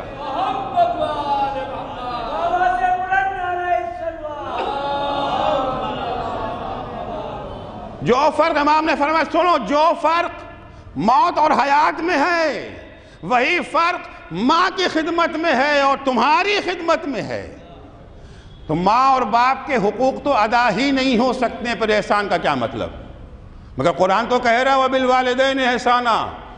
قرآن امر محال کا تو حکم ہمیں نہیں نہ دے گا. امر محال کا حکم اللہ ہمیں نہیں دیتا. لا یکلف اللہ نفسا الا وسعہا. اللہ اتنی ہی ذمہ داری ہمیں دیتا ہے جس کو نبھانا ممکن ہو. اب احسان کا کیا معنی ہے؟ صادق آل محمد حضرت امام جعفر صادق علیہ السلام کسی نے آ کر مولا سے پوچھا، مولا یہ احسان کا معنی کیا ہے؟ وبالوالدین احسانا، والدین کے ساتھ احسان سے پیش ہو. کیا کریں کہ اسے احسان کہا جائے؟ جو تعریف امام نے احسان کے بیان کے سنیے، فرماتے ہیں ان تحسنا صحبتہما، پہلی شرط یہ ہے کہ ماں باپ کے ساتھ تمہارا سلوک ایسا ہو، تمہارا برتاؤ ایسا ہو کہ جو دیکھے کہ ماشاءاللہ کتنا اچھا برتاؤ ہے، کتنا اچھا سلوک ہے۔ ظاہر سی بات ہے اچھا سلوک سماج اور معاشرے کے لحاظ سے بھی بعض اوقات الگ ہو جاتا ہے۔ ایک سلوک جو کسی ایک سماج میں برا مانا جاتا ہو، دوسرے سماج میں اسی کو، مثال کے طور پر ہمارے ہاں ماں باپ اگر بیٹھے ہم پیر پھیلا کر کے ان کے سامنے بیٹھ جائیں تو اچھا مانا جائے گا؟ اچھا نہیں مانا جائے گا۔ لیکن شاید دوسرے سماج میں یورپ وغیرہ میں چلے جائیں تو اس کو شاید اتنا برا نہ مانا جاتا ہو۔ تو امام فرماتے ہیں ان تحسنا صحبتہما، ماں باپ کے ساتھ احسان کا پہلا زینہ یہ ہے تمہارا برتاؤ ماں باپ سے ایسا ہو کہ دیکھنے والے کہیں گے کتنا اچھا برتاؤ ہے۔ دوسرا حصہ کیا ہے احسان کا؟ وَأَلَّا تُكَلِّفَهُمَا أَن يَسْأَلَاكَ شَيْئًا مِمَّا يَحْتَاجَانَ إِلَيْهِ۔ حسن سلوک کا دوسرا، احسان کا دوسرا مرحلہ یہ ہے کہ ماں باپ کی ضرورتوں کو ان کے کہنے سے پہلے پورا کر دو۔ ماں باپ بیمار ہیں، ماں کھانس رہی ہے، باپ تکلیف سے تڑپ رہا ہے، اے بیٹا مجھے ڈاکٹر کے یہاں پہنچا دو، 10 دفعہ باپ نے کہا تو آپ نے پہنچا دیا، یہ احسان نہیں ہے۔ ماں باپ کے کہنے سے پہلے یعنی نگاہیں والدین پہ جمی رہیں، ایسا نہ ہو کہ ماں باپ تکلیف سے تڑپ رہے ہوں آپ کو خبر بھی نہ ہو۔ جو سسٹم، جو نظام آج ہمیں مغربی دنیا نے دے دیا ہے کہ ماں باپ کے ساتھ رہنا تو اب تقریباً عیب ہی ہو گیا ہے نا۔ ہنر تو یہی ہے، بڑے لائق بیٹے ہوئے تو روزانہ ماں باپ کو سلام کرنے چلے جاتے ہیں، روزانہ آئے سلام کر کے چلے گئے، رات بھر ماں تڑپتی رہی، بیٹے کو تو خبر ہی نہیں ہے، رات بھر باپ درد سے کراہتا رہا، بیٹے کو کہاں پتا، کل جب آئے تو پتا چلا تب لے گئے۔ یہ احسان نہیں ہے۔ ان کی ضرورتوں کو ان کے کہنے سے پہلے پورا کر دو۔ وَإِن كَانَا غَنِيَّيْنِ، آخر ماں باپ بھی 2 قسم کے ہوتے ہیں۔ ایک ماں باپ وہ ہیں جو ہمارے نیازمند ہیں، اتنے بوڑھی ہو گئی ہے ماں کہ وہ خود سے کچن میں اپنا کام نہیں کر سکتی ہے، اپنے کپڑوں کو نہیں دھو سکتی ہے، باپ بیچارہ ریٹائر ہو چکا ہے، پینشن بھی نہیں ہے، آمدنی ختم ہو چکی ہے، دانے دانے کا محتاج ہے۔ لیکن بعض ماں باپ وہ ہوتے ہیں جو بچوں کے محتاج نہیں، ریٹائر ہو گئے ہیں مگر ماشاءاللہ پینشن اتنی مل رہی ہے کہ بچوں کو پال سکتے ہیں۔ ماں بوڑھی ضرور ہو گئی ہے مگر ابھی ماشاءاللہ بدن میں طاقت ہے، اپنا سارا کام خود کر سکتی ہے، اپنے کپڑوں کو دھل سکتی ہے، اپنا کھانا پکا سکتی ہے۔ امام فرماتے ہیں ماں باپ چاہے حاجت مند ہوں یا نہ ہوں، تمہاری ذمہ داری یہ ہے کہ ان کی ضرورتوں کو ان کے کہنے سے پہلے پورا کر دو۔ دیکھیے ہاتھ ہم اپنے باپ کے سامنے بھی پھیلاتے تھے، بچوں کے لیے باپ کے سامنے ہاتھ پھیلانا کوئی عیب نہیں ہے، عیب نہیں ہے، لیکن خدا نہ کرے ماں باپ مجبور ہوں اولاد کے سامنے ہاتھ اٹھانے پر۔ امام فرماتے ہیں اس سے پہلے کہ وہ تم سے کہیں، تمہارے سامنے ہاتھ پھیلائیں، تم ان کی ضرورتوں کو پورا کر دو۔ یہ ہے ماں باپ کے ساتھ احسان۔ اچھا احسان کون سے ماں باپ سب ایک طرح کے تو نہیں نہ ہوتے ہیں۔ کچھ ماں باپ وہ ہیں جنہوں نے ہمارے بچپنے میں جو ان پر جو ہمارے حقوق تھے اس کو پورا کر دیا، ہمارے کھانے پینے کا خیال رکھا، ہماری دوا علاج کا خیال رکھا، ہماری تعلیم کا خیال رکھا، ہر طرح سے اپنی بساط بھر ہماری ضرورتوں کو پورا کرنے کی کوشش کیا، ہماری طرف سے لاپرواہی نہیں برتی ہے۔ اور کچھ تھوڑے سے والدین وہ بھی ہوتے ہیں جنہیں اپنے عیش و آرام سے فرصت ہی نہیں ہے کہ بچوں کی خبر گیری کریں، ماں کو اپنی پارٹیوں سے فرصت نہیں ہے، بچے نوکرانیوں کے سہارے پڑ رہے ہیں، دیکھ ریکھ میٹ کے ذریعے انجام ہو پا رہی ہے، انہیں فکر ہی نہیں ہے کہ باپ کو اپنی عیاشیوں سے فرصت نہیں ہے، بیٹا بیمار ہے، تعلیم کیسی اس کی ہے، فیس ادا ہوئی کہ نہیں ہوئی، زیادہ نہیں مگر پھر بھی ہیں اس طرح کے والدین بھی موجود ہیں۔ اب جو قرآن حکم دے رہا ہے وَقَضَىٰ رَبُّكَ أَلَّا تَعْبُدُوا إِلَّا إِيَّاهُ وَبِالْوَالِدَيْنِ إِحْسَانًا، پروردگار کا حتمی حکم یہ ہے کہ دیکھو اطاعت و عبادت صرف اللہ کی اور والدین سے احسان. احسان کا معنی عرض کر چکا. کن والدین کے لیے؟ کن والدین کے؟ جنہوں نے ہمارے حقوق کو ادا کیا ہے ان کے لیے ہے، یا جنہوں نے ہمارے حقوق کو اپنے قدموں تلے روندا ہے، ہمیں جانور سے بدتر ہمارے ساتھ سلوک کیا ہے، انہیں اپنے کتوں سے زیادہ پیار تھا اولاد کے مقابلے میں. مثالیں مل جاتی ہیں، کم ہیں، قلیل ہے، مگر ہیں مثالیں موجود ہیں سماج کے اندر. نہیں، والدین ہونا کافی ہے. ماں باپ کیسے ہی ہوں، چاہے وہ ماں باپ ہوں جنہوں نے اپنے فرائض کو پورا کیا ہے، ہمارے حقوق کو ادا کیا ہے، چاہے وہ ماں باپ ہوں جنہوں نے اپنے فرائض کو انجام نہیں دیا، انہوں نے اگر اپنے فرائض میں کوتاہی برتی ہے اللہ ان سے حساب لے گا. چھوٹیں گے نہیں، چھوٹیں گے نہیں، یقیناً ان سے باس خاص ہوگی. ماں باپ کو یہ اختیار نہیں ہے کہ اپنے بچوں کو اپنا کھلونا سمجھیں. یہ کھلونا نہیں ہے، یہ اللہ کی امانت ہے ماں باپ کے ہاتھوں پر. چوتھے امام زین العابدین علیہ السلام فرماتے ہیں یہ بچے کھلونا نہیں ہیں، یہ اللہ کی امانت ہیں. ان کے ساتھ برتاؤ کرنے میں یہ بات دھیان میں رکھنا، یہی برتاؤ تمہیں جنت میں لے جائے گا، یہی برتاؤ تمہیں جہنم میں لے جائے گا. اگر ماں باپ نے اپنے فرائض کو انجام دیا تو بہشتی ہیں، انجام نہ دیا ان کے لیے بھی آخرت میں سزا ہے. لیکن سزا دینے کا حق ماں باپ کو اولاد کو نہیں ہے، اولاد کو نہیں ہے. کیسے ہی ماں باپ ہوں، حتیٰ اگر ماں باپ کافر ہیں، مومن بھی نہیں ہیں. آج ہمارے سماج میں کچھ اچھائیاں بھی بڑھی ہیں اور کچھ نئی برائیاں بھی پیدا ہو رہی ہیں. ماشاءاللہ آج کل نوجوانوں میں دینی جذبہ بہت بیدار ہو رہا ہے. کل کے مقابلے میں آج مسجدوں میں نوجوان زیادہ تعداد میں دکھائی دیتے ہیں. دینی جذبہ ان کے اندر بڑھ رہا ہے، بہت اچھی سی بات ہے. اکثر دیکھا گیا ہے کہ ماں بے پردہ ہے، بیٹی باحجاب ہے.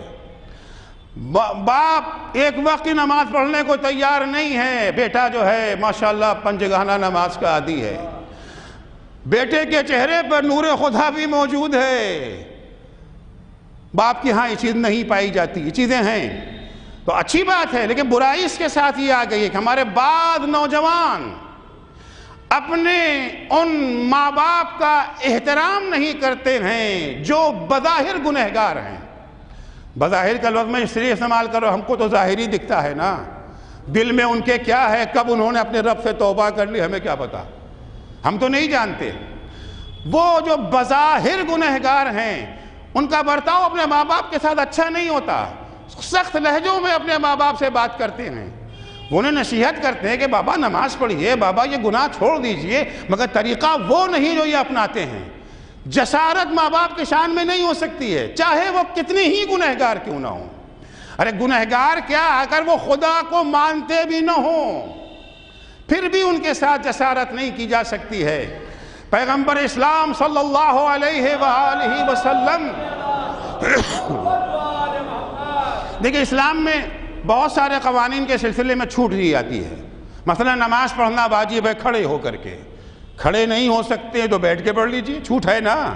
بیٹھ کے نہیں پڑھ سکتے تو لیٹ جائیے، لیٹ کے نماز پڑھ لیجئے، چھوٹ ہے.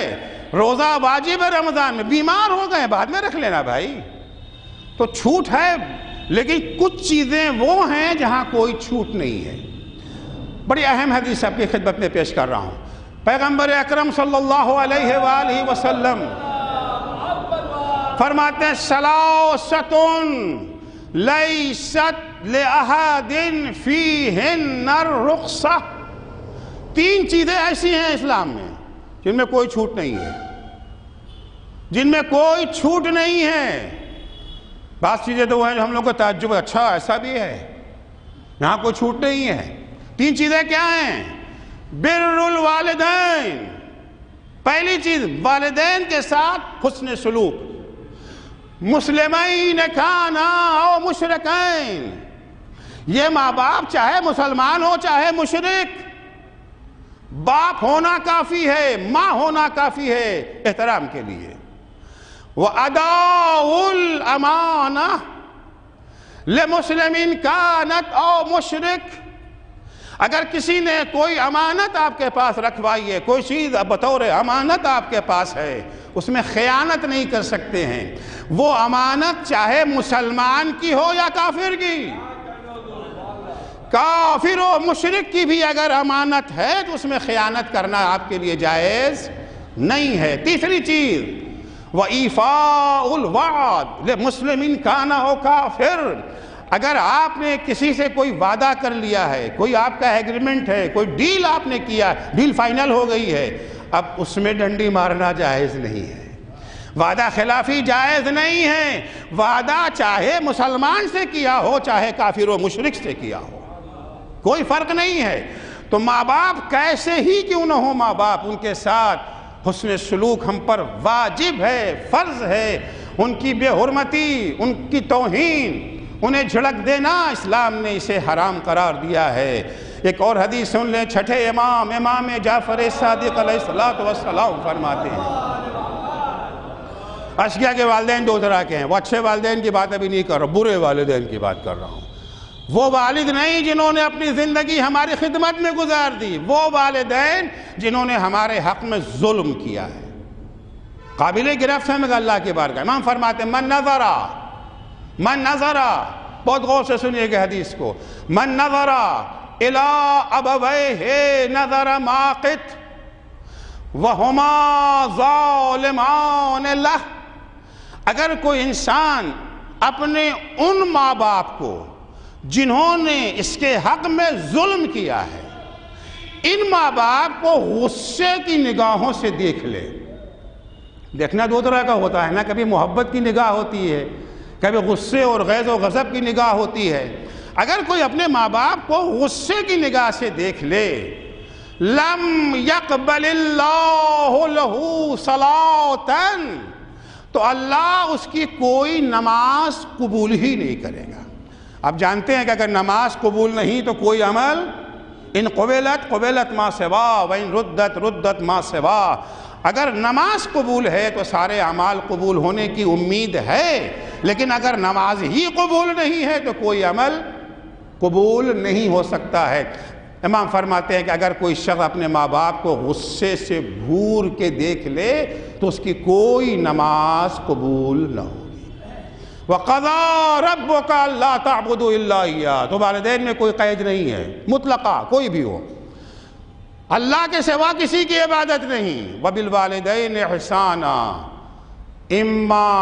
اب دیکھیں قرآن کی فصاحت کو دیکھیے، قرآن کتنی دور رس نگاہیں ہیں قرآن مجید کی۔ اِمَّا يَبْلُغَنَّ عِنْدَكَ الْكِبَرَ أَحَدُهُمَا أَوْ كِلَاهُمَا، ماں باپ کے مختلف مراحل زندگی ہیں نا، ہم کمزور ہیں، ہم ناتواں ہیں، ہمارے بازو میں طاقت نہیں، ہماری جیب خالی ہے، باپ کے بازو میں قوت ہے، جیب بھری ہوئی ہے، تو ظاہر سی بات ہے ایسا بچہ تو ایسے ماں باپ پہ قربان رہتا ہی ہے، وہاں تاکید کی ضرورت نہیں ہے۔ اما یبلغن الکبر، اگر دونوں میں سے کوئی ایک بوڑھا ہو جائے، یعنی اب بازوؤں میں طاقت نہیں رہ گئی، ہم جوان ہو گئے، طاقت ہمارے بازوؤں میں ہے، اب ہم ابا کے محتاج نہیں ہیں، وہ ہمارے محتاج ہیں۔ اما یبلغن عندک الکبر، ان کی جیب خالی، ہماری جیب بھری ہوئی ہے۔ امتحان کی گھڑی تو اب آئی ہے نا، کل تک تو ہم ظاہر سے بات ہے ان کی اطاعت کرنے پر مجبور تھے ہی، ہماری روزی روٹی ان سے جو وابستہ تھی، کیونکہ ہم تو ظاہر سے بات ہے روزی روٹی کے غلام ہیں نا، جہاں روزی روٹی مل جائے وہی زندہ باد، وہی زندہ باد۔ ہمارے سماج کا سسٹم یہی تو ہو گیا ہے نا کہ اگر کسی چیز کو اہمیت دلانا ہے تو اس کو روزی روٹی سے جوڑو۔ تعلیم بھی اب یہی ہو گئی ہے، اب تعلیم میں علم کا کوئی مقام نہیں ہے، کوئی درجہ نہیں ہے، اصل حیثیت کس چیز کی ہے؟ اس علم سے کیا کھانے کو ملے گا، روزگار ملے گا کہ نہیں ملے گا، ورنہ اب علم کی کوئی قیمت نہیں ہے۔ ایک نوجوان نے اردو ادب میں پی ایچ ڈی کر لیا، دوسرے نوجوان نے یہ جو ہے بی ٹیک کر لیا، ہماری بیٹی کے لیے دونوں رشتہ آ جائے، بی ٹیک والا بھی آیا اور اردو میں پی ایچ ڈی کرنے والا آیا، کسے قبول کرتے ہیں؟ اگر علم کی قدر ہوتی تو ظاہر سے بات ہے کہ پی ایچ ڈی والے کا درجہ تو بی ٹیک سے بڑا ہے نا، کہیں پی ایچ ڈی تو کیا ہے، اردو ادب میں کیا ہے، کہاں جاب ملنے والی ہے، کہاں نوکری ملنا؟ بی ٹیک والا تو مارکیٹ میں ہاتھوں ہاتھ لیا جائے گا، اس کے لیے جاب کی کمی نہیں ہے۔ تو ہمارے ہر چیز کو روزی روٹی سے جوڑ دیا گیا ہے، روزی روٹی اگر وابستہ ہے تو زندہ باد۔ قرآن کہتا ہے کہ نہیں، اما یبلغن عندک الکبر، اگر یہ بوڑھے ہو گئے ہیں، اب ان کے جیب میں پیسہ نہیں ہے، ان کے بازوؤں میں طاقت نہیں ہے، احدہما او کلاہما، ماں باپ میں سے کوئی ایک بوڑھا ہو گیا، دونوں بوڑھے ہو گئے، اب کیا کرنا ہے؟ ہمارے کہتے ہیں نا بوڑھا اور بالغ برابر ہو جاتا ہے، مگر قرآن کی نگاہ میں بوڑھا اور بالغ برابر نہیں ہے۔ اس ماں باپ کا اپنا درجہ ہے، چاہے وہ کتنے ہی بوڑھے ہو جائیں۔ فَلَا تَقُلْ لَهُمَا اُف، تو انہیں اف بھی مت کہنا۔ اکثر ہوتا ہے کہ ماں باپ بوڑھے ہو گئے ہیں، اور ظاہر سی بات ہے بعض وہ نادانی کی باتیں کر بھی جاتے ہیں۔ ان کے بیچارے وہ مزدور تھے، رکشہ چلانے والے تھے، بیٹے کو پڑھا لکھا کے اپنا خون جگر پلا پلا کر کے انہوں نے بڑا افسر بنا دیا ہے۔ آپ نے ماشاءاللہ تعلیم حاصل کی ہے، آپ جتنا دنیا کو بہتر سمجھ سکتے ہو بوڑھے ماں باپ نہیں سمجھ پاتے ہیں۔ ایسی باتیں بعض دفعہ کرتے ہیں جو نہیں کرنی چاہیے، ناروا باتیں کرتے ہیں، اس کو سننے کے بعد بھی آپ ناگواری کا اظہار نہ کریں۔ فَلَا تَقُلْ لَهُمَا اُف، گالی دینا تو الگ بات ہے، توہین کرنا تو دور کی بات ہے، اف بھی مت کہو انہیں، خاموشی کے ساتھ ان کی باتوں کو سنو۔ وَلَا تَنْهَرْهُمَا، جھڑکو بھی نہیں، ارے ابا آپ تو، ارے اماں آپ تو، نہیں کہنے کا حق ہی نہیں ہے۔ ٹھیک ہے وہ تو بات کہہ رہے ہیں، نامعقول بات کہہ رہے ہیں، بوڑھے ہو چکے ہیں، مگر کچھ بھی کہیں، چاہے معقول کہیں چاہے نامعقول کہیں، تمہیں ادب سے سننا ہے، احترام سے سننا ہے۔ وَلَا تَنْهَرْهُمَا، اچھا چلیے صاحب ٹھیک ہے، اب اسلام کہتا ہے کہ ماں باپ کی باتیں جو ہیں وہ ماں باپ کو جھڑکو نہیں، ان کو ڈانٹو نہیں، اف بھی نہ کہو، ٹھیک ہے ہم ان سے بات ہی نہیں کرتے، ہم ان سے بات ہی نہیں کرتے، نہ بات کریں گے نہ کوئی غلط جملہ زبان سے نکلے گا۔ بڑے لائق، بڑے سعادت مند جو کچھ کہتے ہاں ہاں سر جھکائے چپ چاپ سن لیا، کچھ نہیں بولے، یہی نہیں تمہیں ان سے بات بھی کرنا ہے، کیونکہ بڑھاپا وہ منزل ہے جہاں انسان بات کرنے کو ترس جاتا ہے۔ آج جو حالات ہمارے سماج اور ہمارے معاشرے کے ہو چکے ہیں، بیٹا اپنی جاب پر ہے، بہو اپنی جاب پر ہے، بچوں کے پاس تو دادا ابا آ ہی گئے ہیں ہاتھ میں، ہر ایک کے ہاتھ میں جو ہے وہ یہ جو ہے دادا ابا موجود ہیں۔ اب دادا ابا کی کس کو پرواہ ہے، اب نانا کی کس کو پرواہ ہے، اب دادی کی کس کو پرواہ ہے؟ وہ بیچارے تڑپ رہے ہیں دو میٹھے بول سننے کے لیے۔ بیٹا بھاگ بھی گیا آفس سے تو بات نہیں کرتا، کیا پتا کوئی الٹی سیدھی بات منہ سے نکل جائے، غصہ آ جائے۔ قرآن کہتا ہے صرف خاموش رہنے سے بھی کام نہیں چلے گا، اف نہ کہو، جھڑکو نہیں، وَقُلْ لَهُمَا قَوْلًا مَعْرُوفًا، ان سے باتیں کرو اور اچھی اچھی باتیں کرو۔ کتنا انسان کو اپنے نفس پر قابو پانا ہے، صرف جھڑکنا نہیں، جھڑکا اس سے کام نہیں چلے گا، ان سے بیٹھ کر کے بات، انہیں بھی ٹائم کی ضرورت ہے، انہیں بھی وقت کی ضرورت ہے، ان کو بھی ٹائم دو، ان کو بھی وقت دو۔ وَاخْفِضْ لَهُمَا جَنَاحَ الذُّلِّ مِنَ الرَّحْمَةِ، ماں باپ کے سامنے آؤ، ادب اور احترام سے آؤ، تواضع کے ساتھ آؤ، سر جھکے ہوئے ہوں۔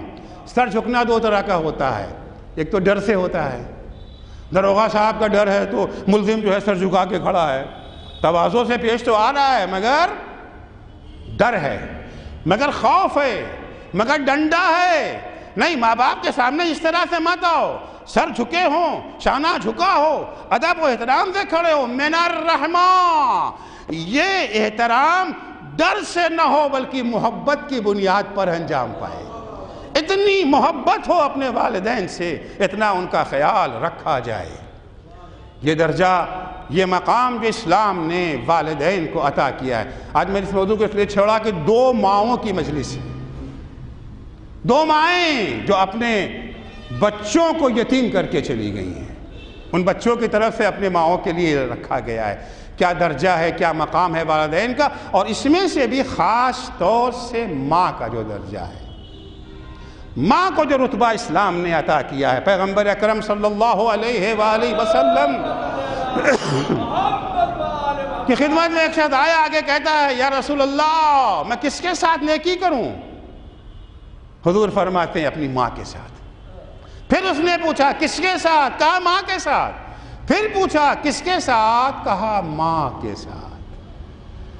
ماں کے ساتھ۔ چوتھی دفعہ جب پوچھا تو کہا باپ کے ساتھ۔ باپ سے زیادہ اہمیت، البتہ اہمیت دونوں کی ہے، لیکن اگر موازنہ کرتے ہیں، موازنے کا مطلب یہ نہیں کہ ایک کو چھوڑ دیں، موازنے کا مطلب یہ نہیں ہوتا کہ ایک کو چھوڑ دیں۔ آپ سے سوال کیوں کہ جی آپ کی نگاہ میں پیر کی حیثیت زیادہ ہے یا ہاتھ کی؟ تو اگر آپ نے کہہ دیا ہاتھ، کیا مطلب ٹانگ کاٹ کے پھینک دیں؟ نہیں، ٹانگوں کو کاٹنا نہیں، اسے بھی باقی رکھنا ہے۔ تو موازنہ کبھی جب بھی موازنہ کیا جاتا ہے مطلب یہ نہیں کہ دوسرے کو چھوڑ دیا جائے۔ بہت سے مقامات پر ہمارے یہاں موازنہ ہوتا ہے، فی الحال اس کو بیان کرنے کا موقع و محل نہیں ہے۔ ماں کا احترام جتنا رکھا گیا ہے کہ جا کر کے ماں کو زیادہ اہمیت دی اسلام نے، کیونکہ ظاہر سے بات ہے ماں کے جو خدمات ہیں، جو ماں کے رتبے ہیں، جو ماں کے درجے ہیں، اسے درک کرنا بھی انسان کے لیے بڑا مشکل کام ہے۔ قصہ ہے، داستان ہے، کہانی ہے، لیکن کہانیاں عموماً حقائق کی ترجمان ہوتی ہیں، ضروری نہیں ہے کہ ہمیشہ وہ حقائق سے دور ہی ہوں۔ قصہ ہے کہ ایک شخص کسی لڑکی کا عاشق ہو گیا، معشوقہ نے وصال کی شرط یہ رکھ دی کہ ماں کا سر کاٹ کے لاؤ۔ بھوت سوار تھا، گئے، ماں کا سر قلم کیا، سر قلم کر کے معشوقہ کے پاس جا رہے تھے، راستے میں بیٹے کو ٹھوکر لگی، ماں کے کٹے ہوئے سر سے آواز آئی، بیٹا چوٹ تو نہیں لگی؟ بیٹا چوٹ تو نہیں لگی؟ ماؤں پر کتنا ہی ظلم و ستم ہو جائے، کتنی ہی مصیبتوں کے پہاڑ ٹوٹ جائیں، پھر بھی ماں کو اولاد ہی کی فکر لگی رہتی ہے۔ عزیزو، ہمارے نگاہ میں ایک ماں ہے، ایک ماں ہے جو صرف چند بچوں کی ماں نہیں ہے، پوری امت کی ماں ہے، پوری امت کی ماں ہے۔ یہ وہ ماں ہے جس پر اتنی مصیبتیں پڑی ہیں، اتنی مصیبتیں پڑی ہیں کہ اگر روز روشن پر یہ مصیبتیں پڑتی تو شب تار میں تبدیل ہو جاتی۔ خود ماں کا نوحہ ہے، صبت علی مصائب لو انہا صبت علی الایام سرنا لیالیا۔ مجھ پہ اتنی مصیبتیں پڑی ہیں، اتنی مصیبتیں پڑی ہیں کہ اگر یہ روز روشن پر پڑتی تو پھر بھی وہ روز روشن شب تار میں تبدیل ہو جاتے۔ اور یہ مصیبتیں اولادوں کے ذریعے پڑی ہیں، اولادوں کے ذریعے مصیبتیں پڑی ہیں۔ اس کے باوجود ماں کو اولاد کی فکر ہے، ماں نے اس کے باوجود ان کو بد دعا نہ دی۔ بس ایک روایت اسی پر مجلس تمام کر رہا ہوں، یہی فضائل ہے، یہی جو ہے مصائب ہے۔ ماں بستر علالت پر ہے، رسول خدا کے انتقال کو چند دن گزرے ہیں،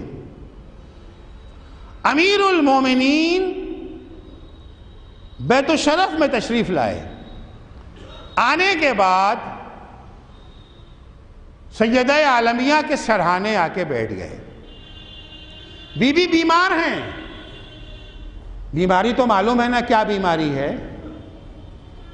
کیا بیماری ہے، بیماری تو پتہ ہے نا، پسلیاں ٹوٹی ہوئی ہیں، ماں کے شکم میں بچہ شہید کر دیا گیا ہے، بازوؤں پر ورم ہے۔ تکلیف کا عالم یہ ہے بی بی کے، اٹھتی ہیں تو دیوار کا سہارا لے کر کے، چلتی ہیں تو عصا کا سہارا لے کے، کمر جھک گئی ہے فاطمہ کی۔ کیا عمر تھی فاطمہ کی؟ تمام تاریخیں بتاتی 18 برس۔ 18 برس کی عمر میں کسی خاتون کو آپ نے دیکھا ہے جس کی کمر جھک جائے؟ نہ دیکھا ہے، نہ سنا ہے، نہ پڑھا ہے، سوائے فاطمہ کے۔ کیا ہو گیا تھا فاطمہ؟ یہی سوال کسی نے 5ویں امام سے کر لیا۔ مولا یہ بتائیے کہ جب آپ کی دادی دنیا سے رخصت ہوئی ہیں تو ان کی عمر کیا تھی؟ امام نے فرمایا 18 برس۔ کہ مولا ہم نے یہ بھی سنا ہے کہ آپ کی دادی کی کمر جھک گئی تھی، کیا یہ سچ ہے؟ تعجب کا مقام تو ہے نا، حیرت ہو رہی ہے 18 برس میں کمر کیسے جھک جائے گی؟ مولا کیا یہ سچ ہے؟ امام نے ایک دفعہ دائیں دیکھا بائیں دیکھا، کوئی غیر تو نہیں ہے۔ اللہ رے مظلومیت کا عالم، مظلوم اپنے اوپر ہونے والے ظلم کو بیان بھی نہیں کر سکتا۔ جب اطمینان ہو گیا سب اپنے ہیں، کوئی غیر نہیں ہے، تو امام نے فرمایا ہاں یہ سچ ہے، میری دادی کی کمر جھک گئی تھی۔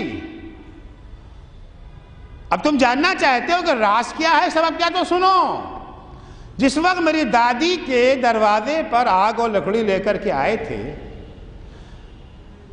دادی دروازے کے پیچھے کھڑی انہیں سمجھا رہی تھی، ان کو ان کے غلط ارادوں سے باز رکھنے کی کوشش کر رہی تھی، فریضہ ہدایت کو انجام دے رہی تھی کہ اچانک دروازے میں آگ لگا دی گئی۔ ابھی دروازہ پوری طرح سے جلا بھی نہ تھا کہ کسی نے دروازے پر ایسی لات ماری کہ دروازہ کھل گیا۔ دادی اپنا حجاب بچانے کے لیے دروازے کے پیچھے آ گئی، ایک طرف دیوار ایک طرف دروازہ، بیچ میں دادی، اس طرح سے انہیں پیسا گیا، پسلیاں ٹوٹ گئیں، ایک ہڈی ٹوٹ کے جگر میں پیوست ہو گئی۔ جب کبھی دادی اٹھنا چاہتی تھی اتنی تکلیف ہوتی تھی کہ دادی جھک جھک کے چلنے پہ مجبور۔ اجرکم اللہ۔ آپ کو فاطمہ کی تکلیف کا اندازہ ہو گیا کہ معصومہ کتنی تکلیف میں ہیں۔ عزیزو، جب شوہر گھر آتا ہے اور بیوی کسی تکلیف میں ہوتی ہے تو عام طور سے بیویاں اپنا دکھڑا اپنے شوہروں سے بیان کرتی ہیں۔ حق بھی ہے، شوہر سے نہ کہیں گی تو کس سے کہیں گی، لیکن فاطمہ نے اپنا دکھڑا علی سے بیان نہ کیا۔ فاطمہ نے تو علی کو یہ بھی نہیں بتایا کہ میری پسلیاں ٹوٹی ہوئی ہیں۔ ٹوٹی ہوئی پسلیوں کا پتہ علی کو تب چلا جب فاطمہ کی وصیت کے مطابق علی فاطمہ کو غسل دے رہے تھے۔ بی بی نے اپنی مصیبت کا تذکرہ علی سے نہ کیا، ہاں اپنے بچوں کے بارے میں ضرور پوچھا۔ یہ امت کیا ہے؟ اولاد فاطمہ ہی تو ہے نا۔ انا وعلی ابا هذه الامہ، پیغمبر فرماتے ہم علی امت کے باپ ہیں، فاطمہ امت کی ماں ہیں۔ بچوں کی نالائقی کے بارے میں فاطمہ پوچھیں، جس چیز نے فاطمہ کو تڑپا دیا، ٹوٹی ہوئی پسلیوں نے تڑپایا، بچوں کی نالائقی نے ماں کو تڑپا دیا۔ اے علی، میں نے سنا ہے کہ لوگوں نے اب تمہیں سلام کرنا چھوڑ دیا۔ علی کہتے ہیں فاطمہ اتنا ہی نہیں کہ لوگوں نے مجھے سلام کرنا چھوڑ دیا، اب تو حالات اتنے بدل گئے ہیں، میں سلام کرتا ہوں کوئی میرے سلام کا جواب نہیں دیتا۔ ارے بچوں کی یہ پستی علی سے فاطمہ سے برداشت نہ ہوئی۔ ایک دفعہ فضہ کو آواز دی، فضہ مجھے قبلہ رخ بٹھال دو، میں کچھ دعائیں کرنا چاہتی ہوں۔ فضہ نے بیوی کو قبلہ رخ بٹھالا، بیوی نے دونوں ہاتھوں کو اٹھایا، آواز دی، اے بیٹا حسن، اے بیٹا حسین، اے زینب و کلثوم، ماں کے قریب آ جاؤ، ماں دعا کرتی ہے تم آمین کہو۔ سنیں گے فاطمہ نے کیا دعا کی ہے، کس دل سے بچوں نے آمین کہا ہوگا۔ فاطمہ نے دونوں ہاتھوں کو اٹھا دیا، الہی عجل وفاتی سریع، خدایا جلدی سے مجھے موت دے دے، اب یہ دنیا رہنے کے لائق نہیں ہے، علی سلام کریں، کوئی علی کے سلام کا جواب نہ دے۔ جی چاہتا ہے بی بی کی خدمت میں عرض کروں، بی بی یقیناً یہ بہت بڑی مصیبت ہے، لیکن بی بی یہ تو آغاز مصائب ہے، یہ تو مصائب کی ابتدا ہے۔ آپ نے اتنا ہی سنا نا کہ کوئی علی کے سلام کا جواب نہیں دیتا۔ بی بی آپ نے علی کو لہو لہان تو نہیں دیکھا ہے، زخموں سے چور تو علی کو نہیں دیکھا ہے۔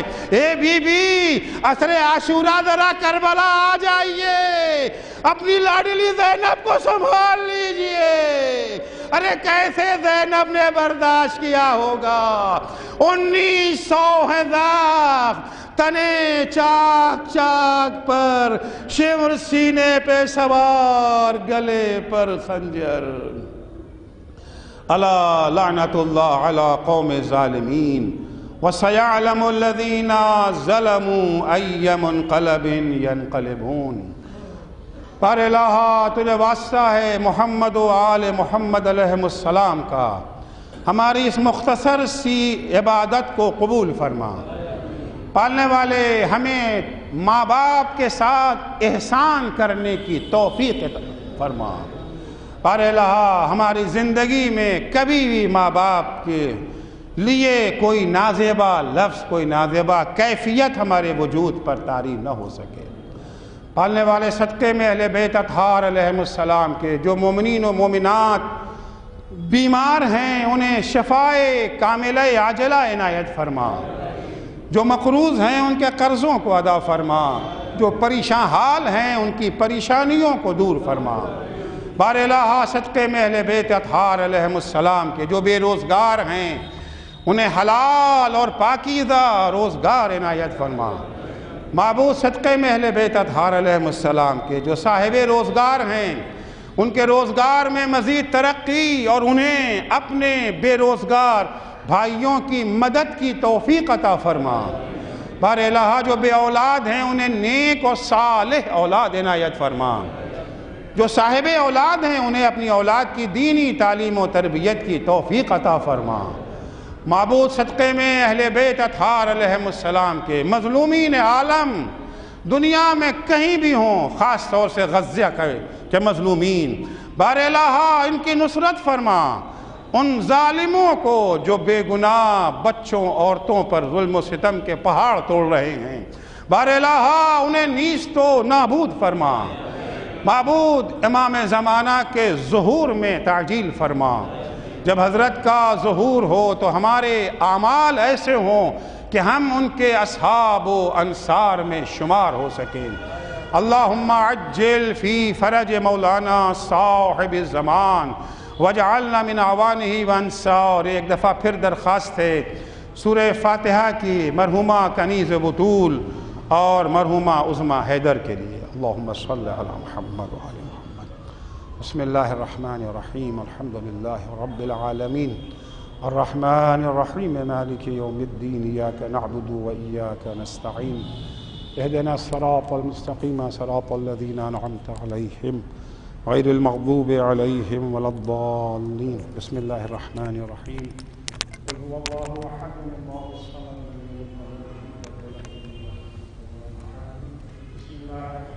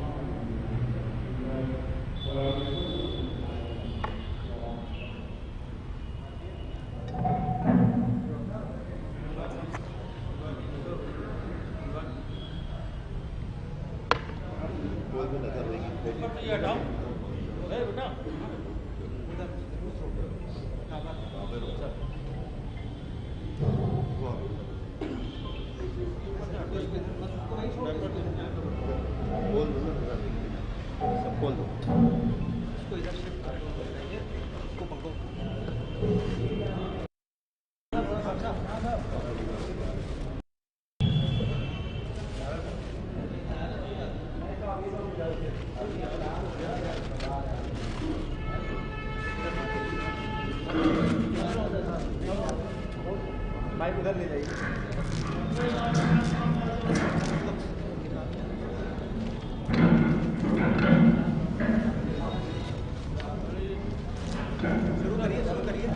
السلام علیکم یا حبیب اللہ، السلام علیکم یا رسول اللہ صلی اللہ علیہ وسلم. السلام علیکم ورحمۃ اللہ وبرکاتہ. السلام علیکم یا غریب الغرباء، السلام علیکم یا معین الضعفاء والفقراء، السلام علیکم یا شمس الشموس، السلام علیکم یا انیس النفوس، السلام علیکم ایھا المدفون بارض طوس، السلام علیکم یا مغیث الشیعۃ والزوار فی یوم النزاع، السلام علیکم یا سلطان العرب والعجم، السلام علیکم یا علی ابن موسیٰ رضا ورحمۃ اللہ وبرکاتہ، السلام علیکم یا صاحب العصر والزمان، علمان علمان علمان، السلام علیکم یا خلیفۃ الرحمن، السلام علیکم یا مظہر الایمان، السلام علیکم یا قاطع البرہان، السلام علیکم یا سفینۃ النجات، السلام علیکم عین الحیات، السلام علیکم جمیع الشہداء ورحمۃ اللہ وبرکاتہ. پر محمد و آل محمد صلوات